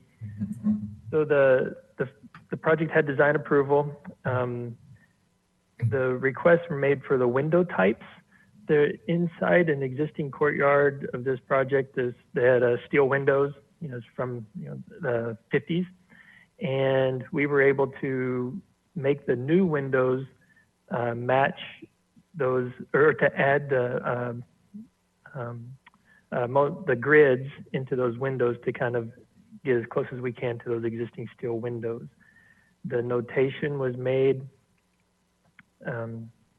sorry, I don't seem to have, there we go. So it's made under Windows section through here, if my pointer is working. And it also shows on A4.0, 1, 2, and 3, the elevation drawings. And I apologize, I'm trying to get us to those sheets, but we don't seem to be going. So again, you'll be able to see those on the elevation drawings. The comment was, if possible, identify the window types for the new windows and make the existing aluminum windows to be more compatible.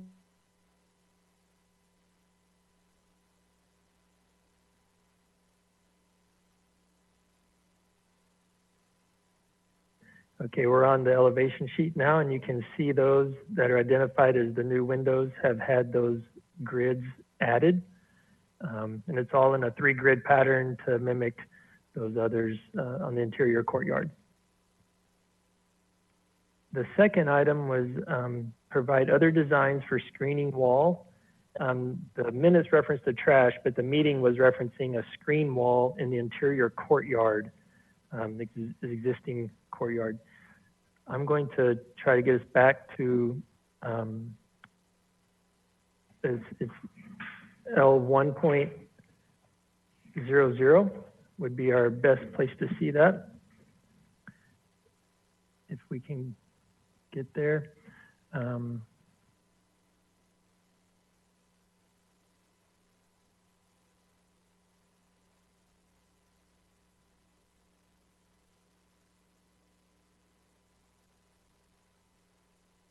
So in this courtyard area here that's being highlighted, we had a terracotta screen wall proposed. The comments at that time were that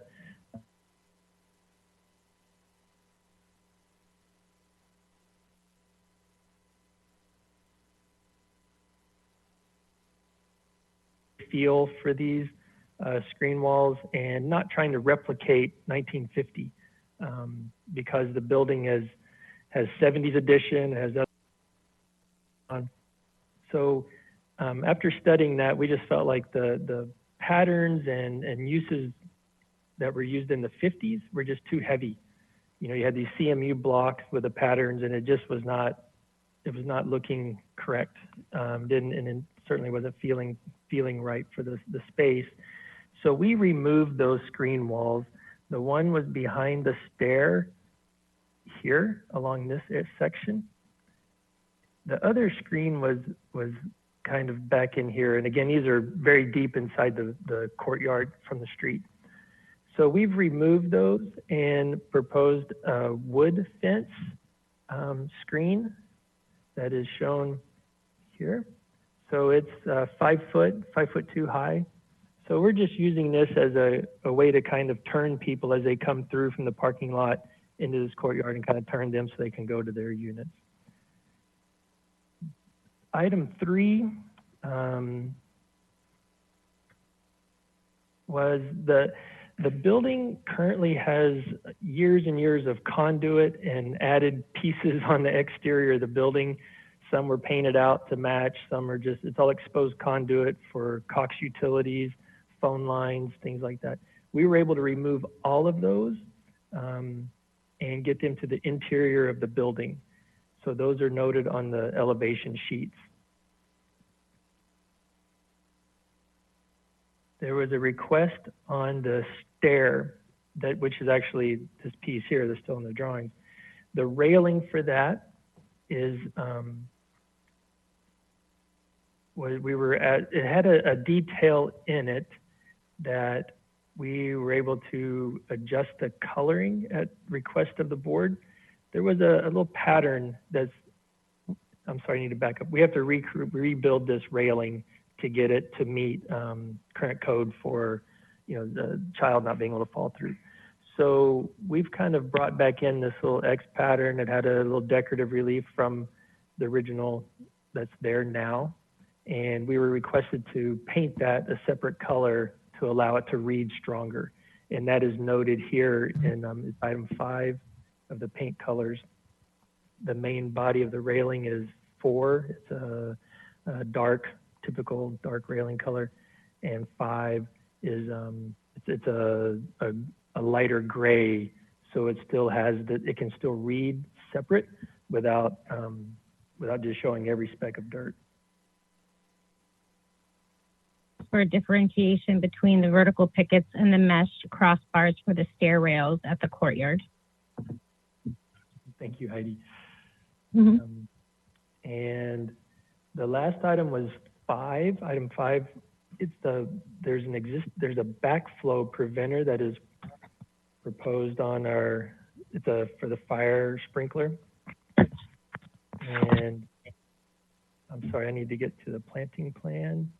We were asked to screen that a little stronger, and that is in this area here, where that backflow is, and some landscaping has been added to do that screening. I'm sorry, I can't read that exact plant just yet. Yeah, I don't see that our landscape architect had called in yet, but we did increase the plant material and the height of that material to better screen the backflow device. The other item. Can you zoom in on that area so we can take a closer look and hopefully identify that plant? Yes. Thank you.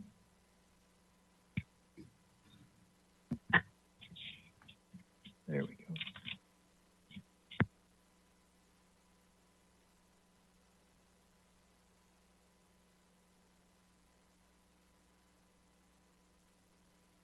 Thank you for your patience trying to get us there.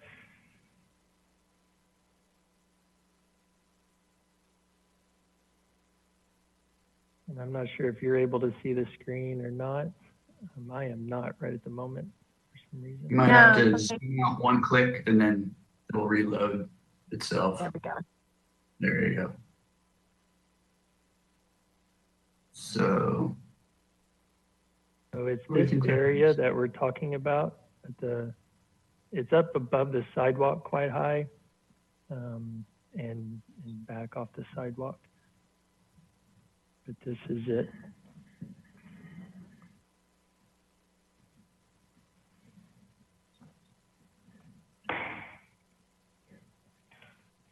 do we And can see what plant it is? Yes, please bear with me just one moment. Mr. Chair, it's still too small for me to read on my screen. Yeah.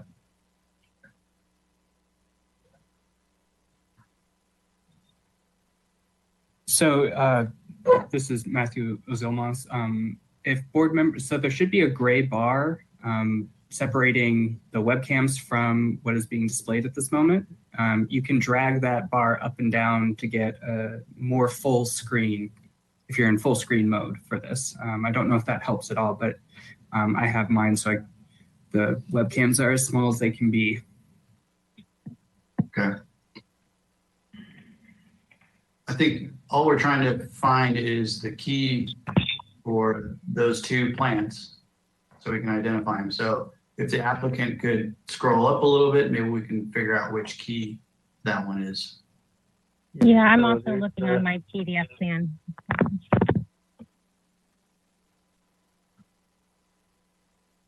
And I'm sorry, we're trying to get to the vertical bar to be able to scroll up for you. There we go. Folks, if I may. Yes. Kevin?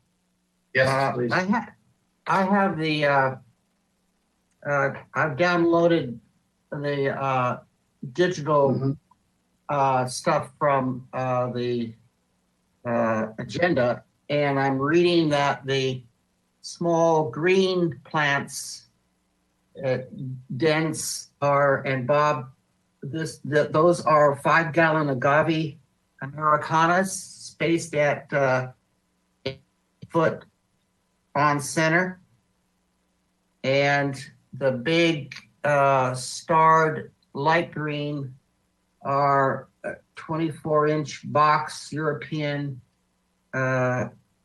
oleander. No, European olive. Yeah, that looks correct to me, Richard. Richard, what's the botanical name for the European olive? I'm not familiar with that common name. You're gonna have me do, let's see. Olea Europaea. OLEA. That's good. We're good. Thank you. Okay. Okay. The other thing we should talk Okay, about. if you, I'm sorry, Heidi, I'm sorry. If staff can unmute the landscape architect, he's been trying to get on. What's his or her name? Lane Goodkind. Lane Goodkind. Okay. Okay. I have to do. Okay. They should be able to unmute themselves. Now they should be able to unmute themselves. While we wait for Lane to get on, the other thing we should talk about while we're on this landscape page, excuse me, is one change that happened between the time we got PDA and now, and that is previously we had 27, I believe, water meters in the right-of-way. And because of various reasons and the age of the building and the way to retrofit this building, we worked with Public Works, and those meters will be now sub-metered. So we won't have, rows and rows of meters in the right-of-way any longer. So the right-of-way looks much softer without all of those boxes. I just wanted to mention that. Heidi. Oh, okay, Lane Goodkind. Okay, there you go. Thank you. Now you're unmuted. Yeah, I am here. Hi, Lane. Can you please speak to the plantings that's on the screen now in this area for the screen to backflow? Okay, agave Americana, olives, and carex. The agave Americana are there to screen the backflow. Great, thank you. So to let the board know, there were a few other minor changes that we just want to identify for you. This was in kind of in the same notion of trying to clean up that exterior. There's a few areas where we were able to remove some existing exterior doors that had belonged to the original apartments of this project. And so that would be my little cursor. So there was a door here, these kind of infilled areas. So we're able to remove a few of those doors. And then we added a new door to an existing mechanical closet here. The area under the stairs becomes a mechanical closet here. So that one already had an opening. So it's not a new opening. And this guy, the same thing is mirrored on the other side. There's another existing mechanical room that we have been able to remove the exterior door. And so the door that's proposed is just, you know, we're not trying to draw attention to it. It's just a door to match those existing. So it'd be like these down here. Okay. Yeah, we think we've provided all of the details and colors and materials. So if you have any questions, let us know. Okay. If that does it, then we need to open public comment for this item. Mr. Chair, I see Mr. Rick Clausen has his hand raised. If it's for this item, Mr. Clausen, leave it raised and I'll unmute you. If it's for another item, if you could turn the hands off. But it looks like it's for this one. So I'll unmute you and then you may speak to the board for 2 minutes. He's still self-muted, so. Oh, there we go.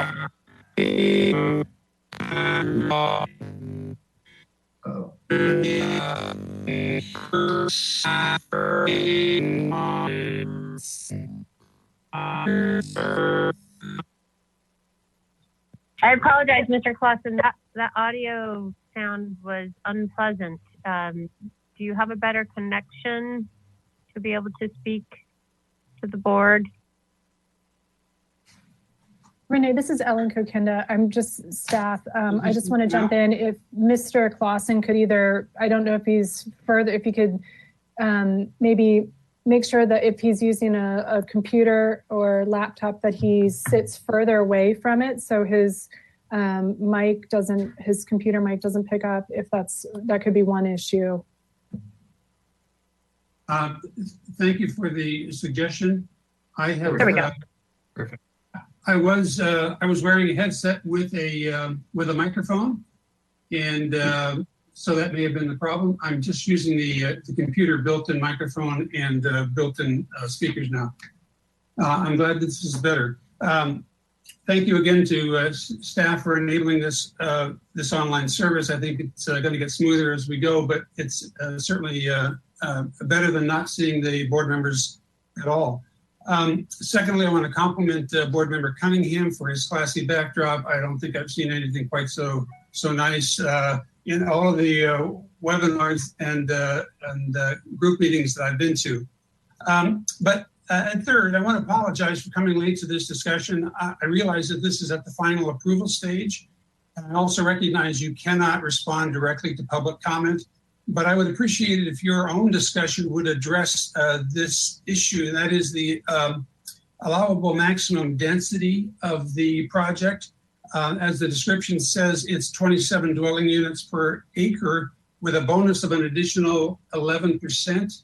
And math would make me think that that's an additional 3 units. And yet the total that is in the description shows it to have 35 units. Which would seem to be over the allowable density, even including the state bonus. Thanks, that's all my comment. Okay, is there anybody else?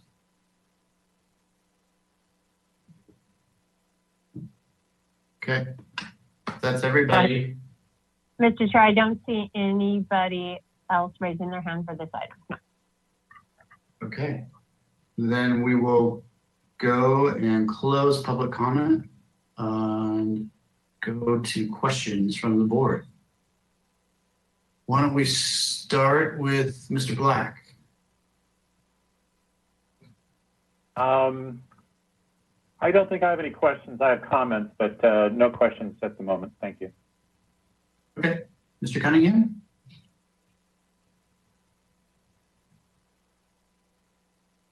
Yes, 4 questions. First, are the applied window grids on the exterior of the windows so that they read as true grids?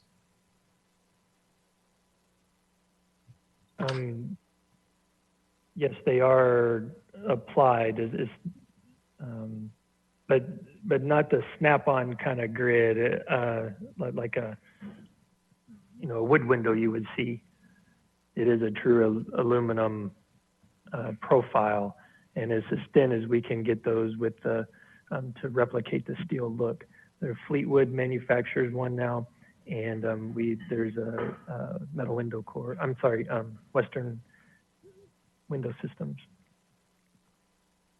Okay, so just to clarify, if you're looking at the window from the outside, it looks like an actual grid on the outside, not a pane of glass between the grid and the interior of the window. Oh yes, I'm sorry. Correct. That is correct. It is not a grid inside the dual pane. Okay, thank you.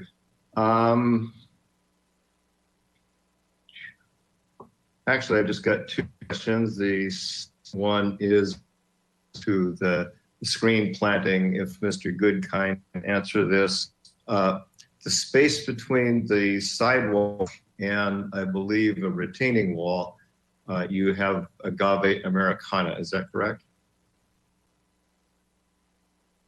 I believe you're talking about that corner we were looking at previously. That's correct. Yeah, those are agave Americana. Okay, and what is the width of that space between the sidewalk and the retaining wall? Sidewalk and the retaining wall. The retaining wall is right out.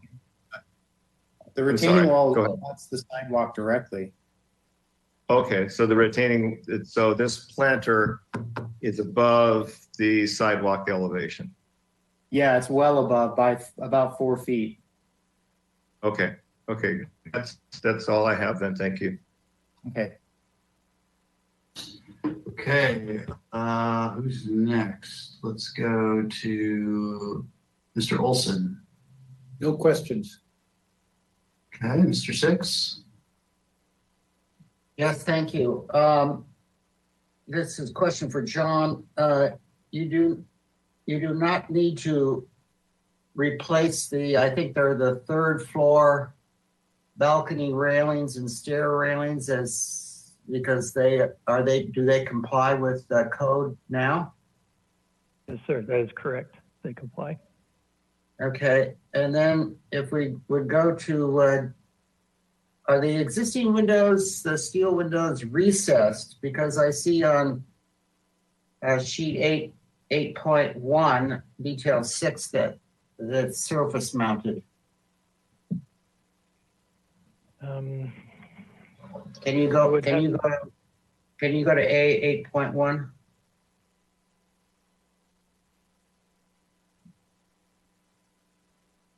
Is trying to get us there. A little delay.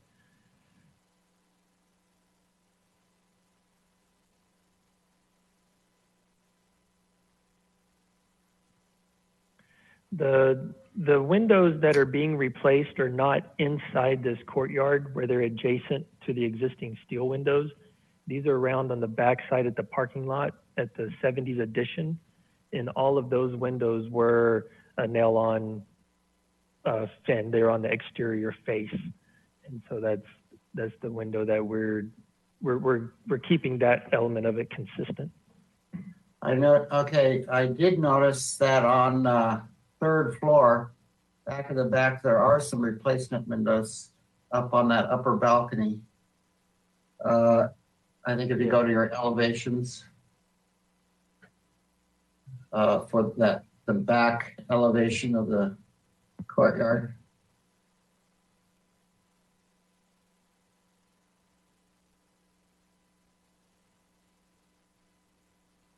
That is here. Yes, so those are part of that 70s addition as well. Oh. And we were. Okay, so all of those existing windows and doors are flush for the outside? That is correct. Everything that was made in that, the whole back component of the structure. Okay, and then just to help me, detail two on A 8.0.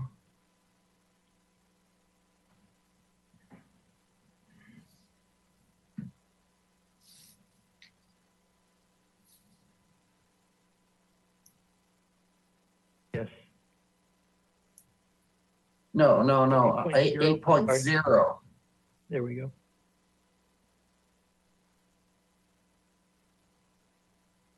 Yeah, down in the lower left. Where's that?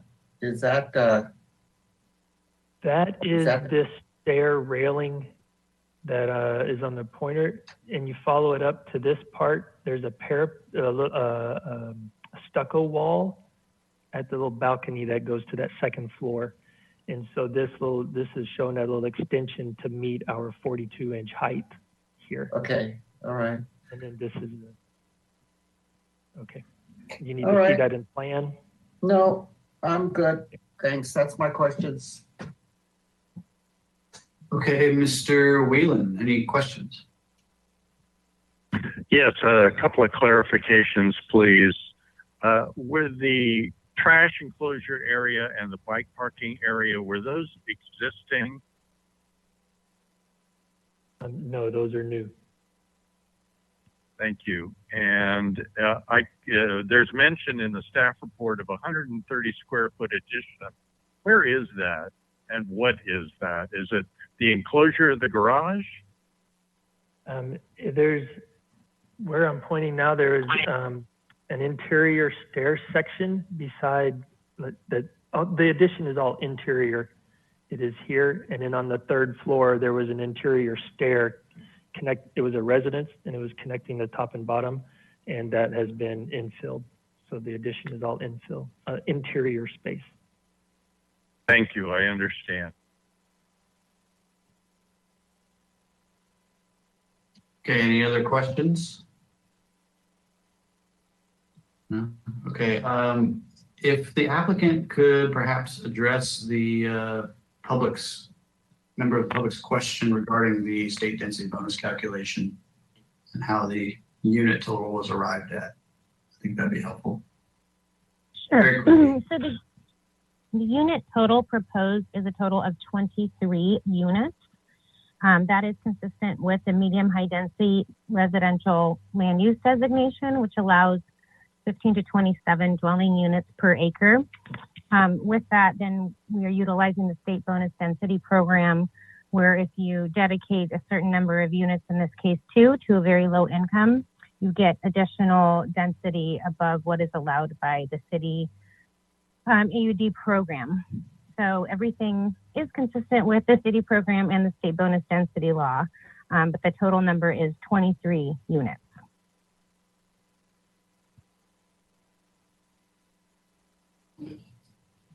Okay, so if that's all the questions, let's move on to comments.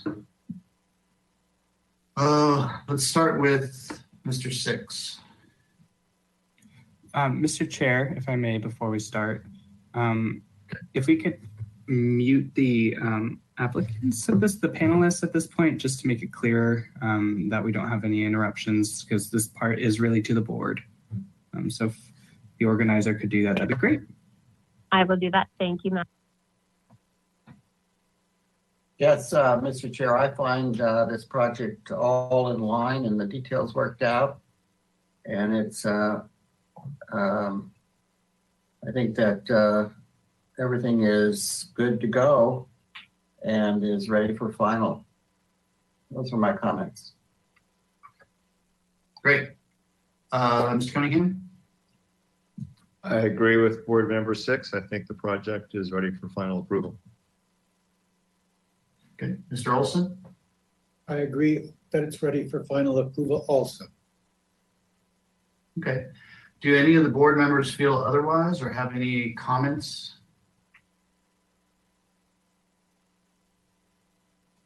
This is David Black.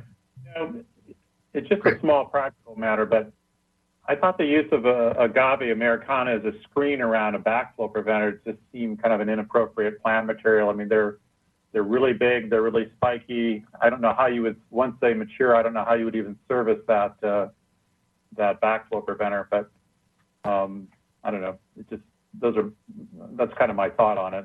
I think you should have something a little bit less obtrusive and threatening. But just a comment. I would actually agree with that comment. Okay. Anybody else have any further comments? Mr. Chair, could we get the landscape architect to suggest another planting material and spacing, size and spacing, so we can get this over the hump here? I'd be okay with that. We need the meeting organizer to unmute Mr. Goodkind's mic. I have done that, so he should to unmute himself now.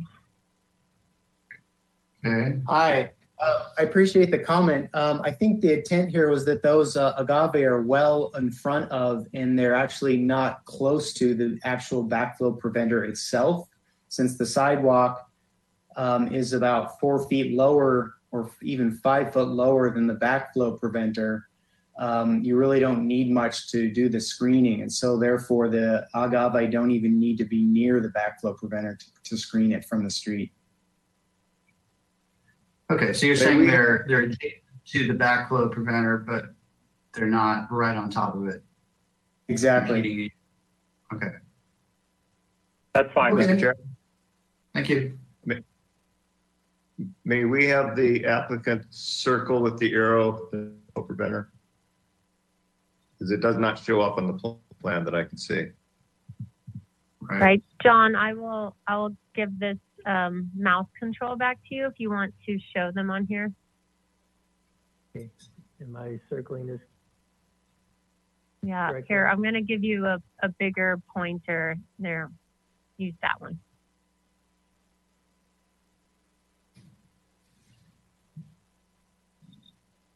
Mr. Chair, I think it's on the prior sheet. If we scroll up to the sheet before it.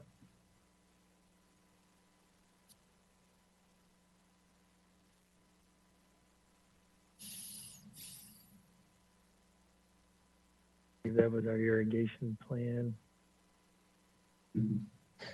It's right there, the RPZ symbol. If you go back to where you were before. In either case, that's in our control, so we can move the backflow preventer if we need to, but it's back from those agave.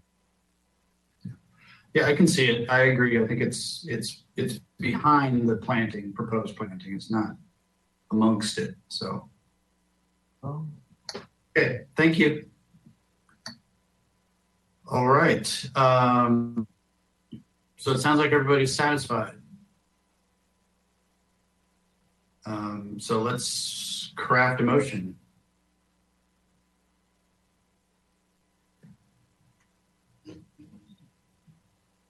So I'll take a crack at it.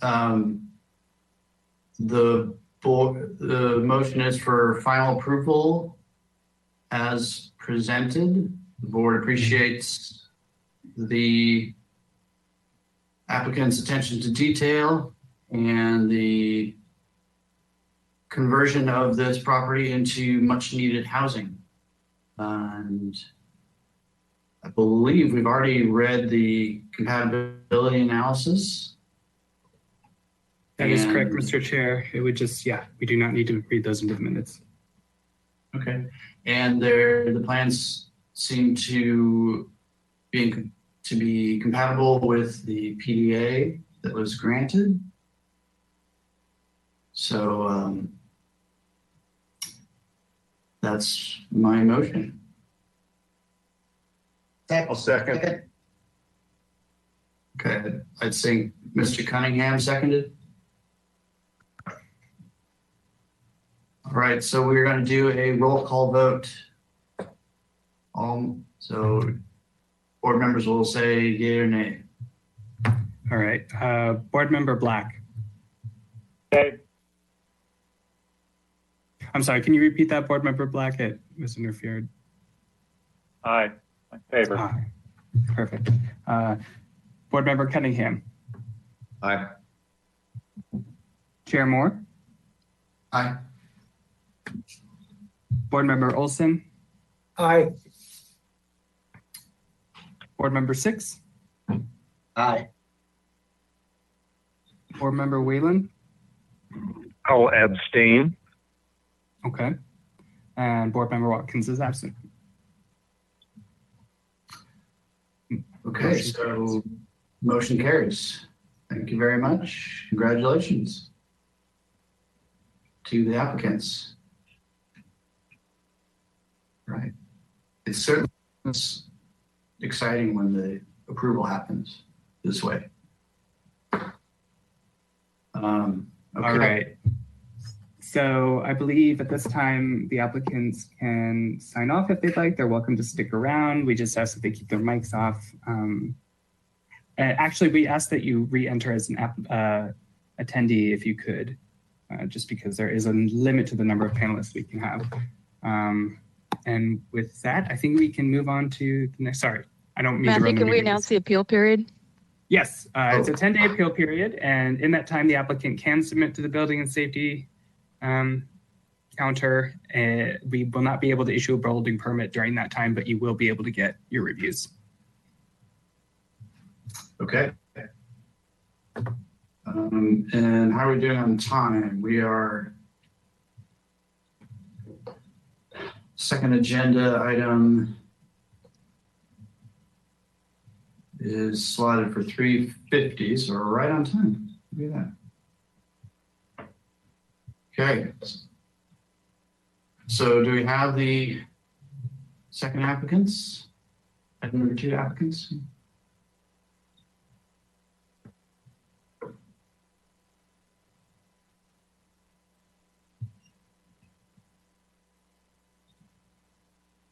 Hello, this is Michael Holliday, project architect. Great. Welcome. We'll read your project description for the record. This is 37 West Calle Lorles. This is a concept review, proposal to remodel multiple facades of an existing non-residential complex. Project includes removal of windows, replacement of doors and windows, new awnings, and new paint. No change in floor area is proposed. No change in the number of parking spaces is proposed. No final appealable decision will be made at this hearing, and this project requires compliance with the project compatibility analysis and the Upper State Street design guidelines and the outdoor lighting design guidelines. Welcome, and we will turn it over to you. Great, thank you very much. Let's get back to page 1 here. So this is a concept review. It's kind of renovation and almost an aesthetic enhancement of the existing buildings that have been built on the site over a period of about 60 years. And essentially it's a modest exterior aesthetic upgrade of the existing building. The new client that has bought the property is trying to sort of reposition it, but also do the minimum amount necessary to make it kind of compatible for their uses. So I can come back to the tabulation sheet if there's any other questions, but I think everybody's pretty familiar. It's right at the intersection of De La Vina and Calle Lorales. So going to the next sheet, I think we figured out we used the gray bar here. These are some site photographs. I'll just kind of zoom in on these a little bit, gives you a little bit of context. Trying to see how we slide sideways here. There's a zoom down towards the bottom. If you get down here, you can hit the plus sign. Yeah, maybe we don't need to. I mean, eventually, so this would zoom straight in, and okay, and then how do we scroll left and right? So you can either use the bars or there's a little hand. Yeah. That hand? Uh-huh. Yeah. And you grab it and yeah, it's not clicked right now. Yeah. You gotta make sure it's blue. Oh, I see. You double click it or something? Should work now. It looks like. Yeah, there you go. Blue. There you go. So okay, a little clunky. I'll try to keep it pretty straightforward. You guys, we can come back and look at these, but essentially this is what the building looks like right now. I want to really get over here to the side here. The zoom seems to work well, not so much this other. Anyway, here's the existing intersection, De La Vina, Calle Morales, existing structures, pretty much nondescript, existing, kind of Mediterranean buildings. And there's these buildings have been built over time. They sort of step down the hillside as the topography goes down the hill, but do have some consistent roof lines, which we're maintaining all of that. I'll zoom out and keep going here. Survey, we've got a detailed topo survey. There's a Archer's Alley that goes right back through here, and we're not proposing to do any work to the back area here. So it's really just an aesthetic kind of refresh to the front of the building only. And there seems to be we've kind of wrapped the corner right here and down on the De La Vina side. No change in building color as well. So we're hoping that this will be kind of a seamless, there we go. The getting around the front here. So the whole front of the building will look like a, renovation of the entire structure, but all we're doing is the single-story street front buildings. Go to the next sheet here.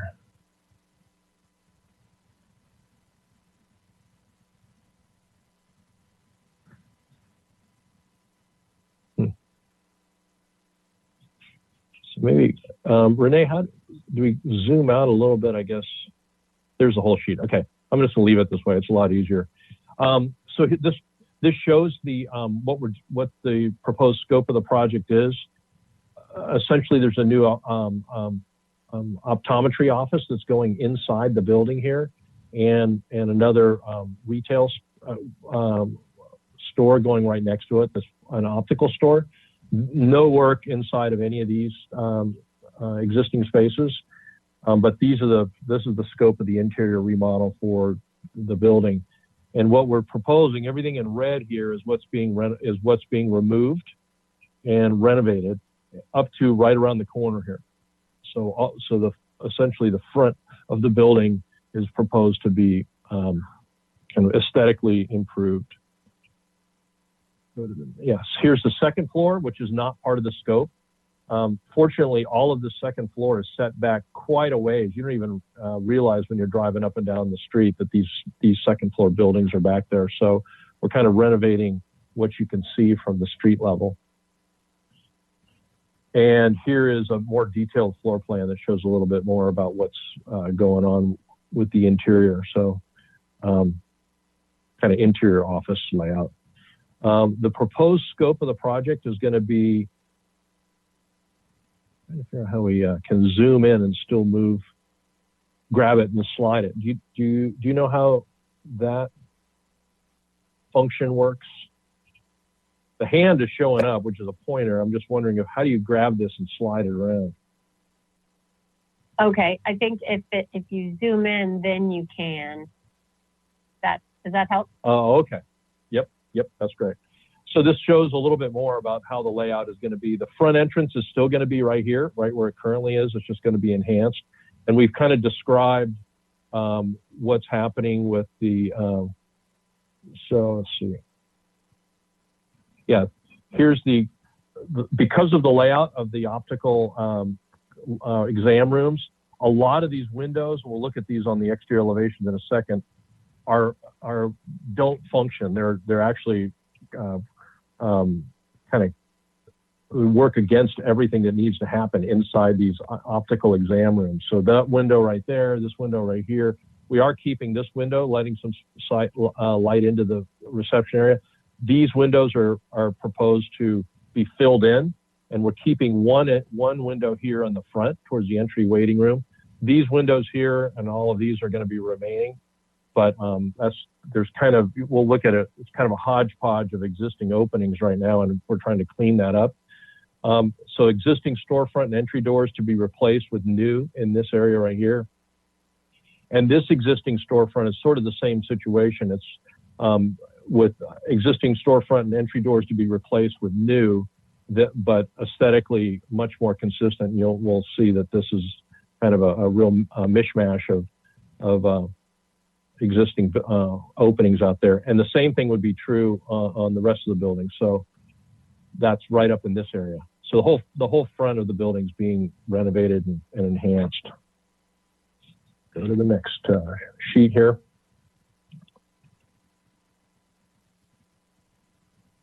Maybe.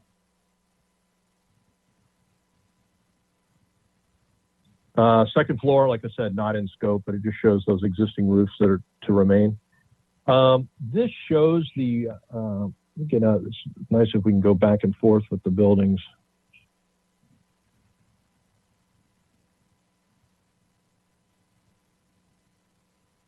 Go back out so you can see the full sheet.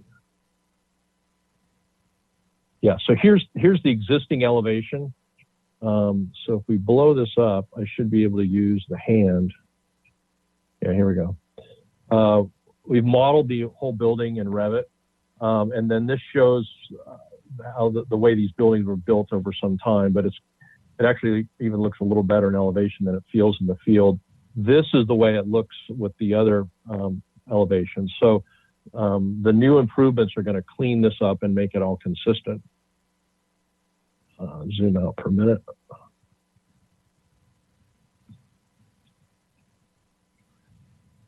This shows what we're proposing in Revit. And landscaping will be probably key in this area to try to soften these large areas. Again, these were into optical exam rooms, which can't have light into them. So we're thinking that some sort of landscaping against these areas is going to be nice. Also, the west sun really blasts this west-facing glass all summer long. So having even any kind of overhang here isn't really too effective anytime after 2 or 3 o'clock in the afternoon. So all of this glass, we'll show you in a minute, we've got kind of a solar bronze tint to kind of knock down that solar gain. Here's a proposal. This is, again, concept review. So this is our initial drawings. Here's the existing situation, and here's what we're proposing. Essentially leaving the mass, bulk, and scale of the existing building and just cleaning it up. All of this sort of fussy storefronts being cleaned up, and we'll talk about our thinking on that. Lighting is going to be a key issue. You mentioned the lighting guidelines, so we've got some fixtures that we like. This will become the new main entry. This is the way it exists right now, and this is what we're going to create. So what we're proposing to do is add some awnings over some of those west-facing windows, again, to address the solar heat gain concern. Also, visually, I think this is going to add kind of a nice layer to the building. And then the new storefront, new doors, we'll show you some of the tile and work in a minute. Also, the existing landscaping really is very, it is kind of a hodgepodge. Let's see if I can. I guess the best way to do this is if we go, seems like if we use the blue, use this, then,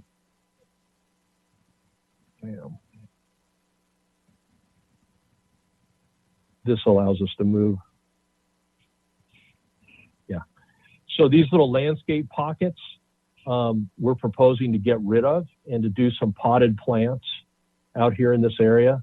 We'll show you in some of the photos. It's really a little bit here and a little bit there and a little bit there. And I think there might be a little patch right here.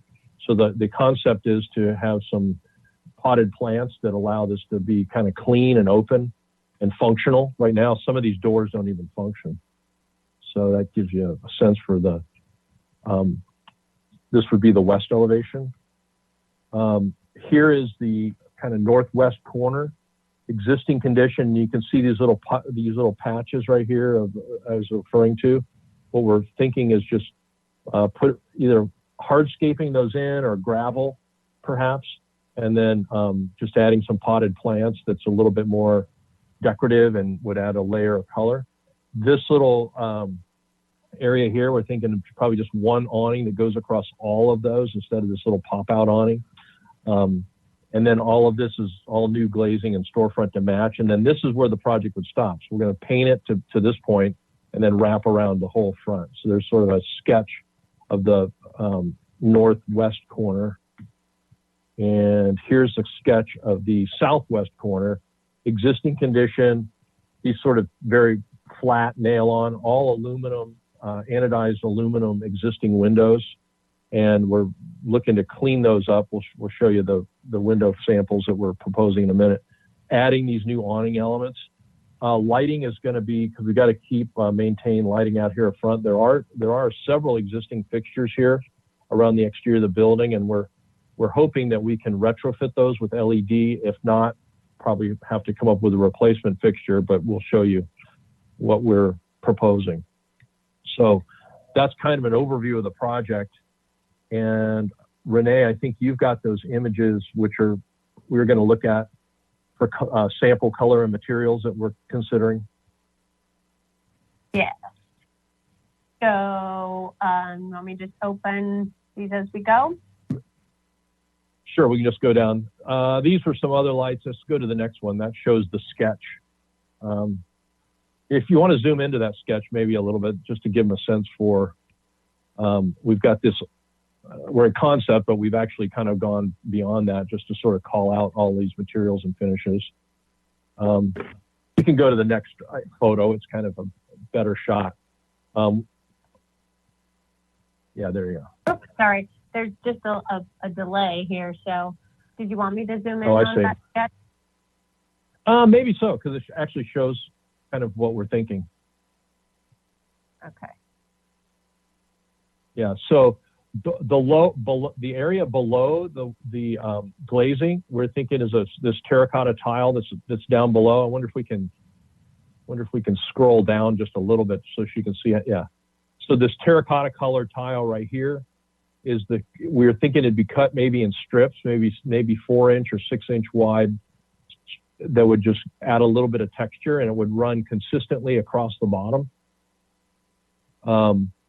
That would be this color tile right here. This is a match of the existing plaster color of the building that we're proposing to be existing to remain. Yeah, okay, I can zoom in a little bit. And then, let's see. Yeah, there we go. This is what I wanted to do. Just so you can see exactly what's going where. Can we go down a little bit, Renee? As you can. Mm-hmm. Yeah. You just did. Yeah. Okay. And then maybe shrink it a little bit. If I can. Yeah. This anodized, let's zoom, let's go to the next photo. Maybe we can show where these colors fit. This is, actually I straightened these up on the next one. So let's go to the next image. Yeah. There you go. This shows that terracotta tile that we're thinking about using. The medium bronze storefront was what we were proposing to use on all the windows and doors. So it's a Conair. We expect, this is a solar bronze glazing system. Just to get a little bit of relief because it's so bright out there on the front. You know, the option is clear glass, but we want to be able to see in there as much as possible, but also kind of control the heat gain. This burgundy from Tileco is what we were proposing as the lower tile, but cut into maybe 4-inch or perhaps, I think 4-inch vertical. We're trying to get that rhythm going across the bottom. It felt pretty good.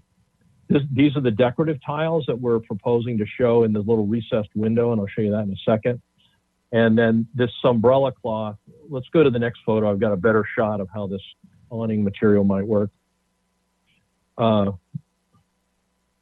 I think it's maybe one more. That's the tile work there.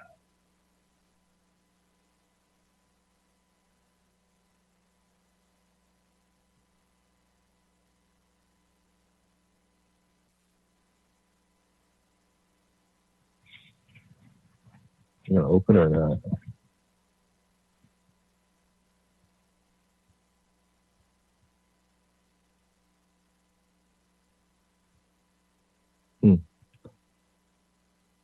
I sent you a good photo of that that umbrella, but you know, this is concept, so we're actually approving it. But there is sort of a nice colored awning tile. Maybe if we open this one up, maybe this is the best one to look at.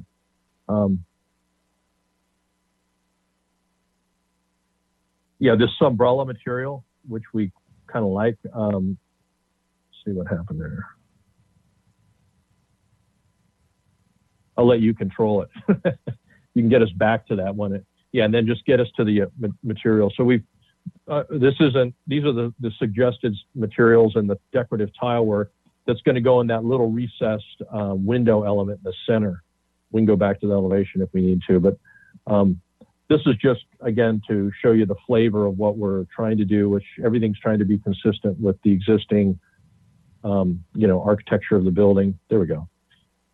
So this umbrella sailcloth, which would run horizontally and add sort of a layer. These two tiles go on the exterior in the recessed areas. So I think that's everything.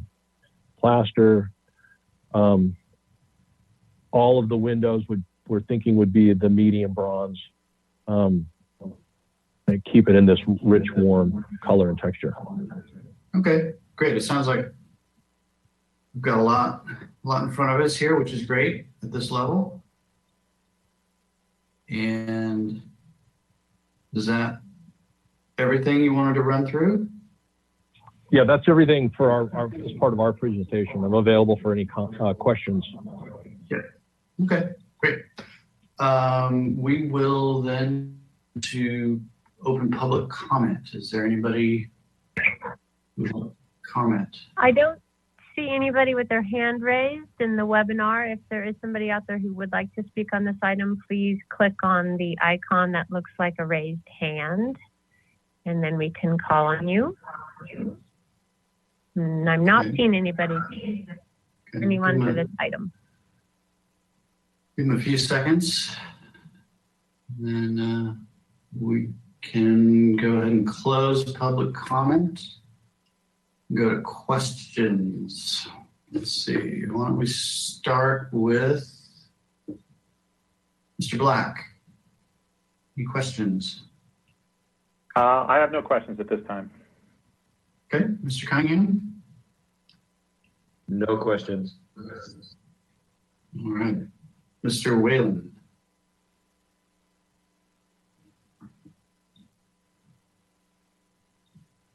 Thank you. It took me a moment there. A question for the architect. The proposed images seem to imply that several of the palms will be removed. Is that the case? No, that's not the case. All of the palms are going to be, well, yeah, it's good. Our sense was that all of the palms will be maintained. In the sketch there, I think we probably left out one because it was just looking, it is pretty repetitious, but there's a nice rhythm there, and I don't think we want to remove any of those. We haven't gotten into that level of detail with, and I don't know that we have purview over that area there, but certainly I think the palms are up high enough. You've got plenty of view into the storefronts, and the palms actually help shade that front of the building. Okay, so it sounds like a no. The intent is for the palms to stay. Yes. All right, thank you. The other question I had was, had you considered tenant signage for the building? Yes, so tenant how signage would that, how would that be portrayed or displayed? Yeah, there's a separate signage consultant working on the signage, which is obviously a key component. There is no signage on the existing building outside. It's all inside except for that little barbershop pole on the corner. Mr. Chair, if I may, sorry. Yes. Sorry. Just wanted to, for the sake of time, this signage is reviewed by the sign committee, so it's not the purview of this board. So if there is any signage proposed, it will be under a separate application and will go to the sign committee. Okay, thank you.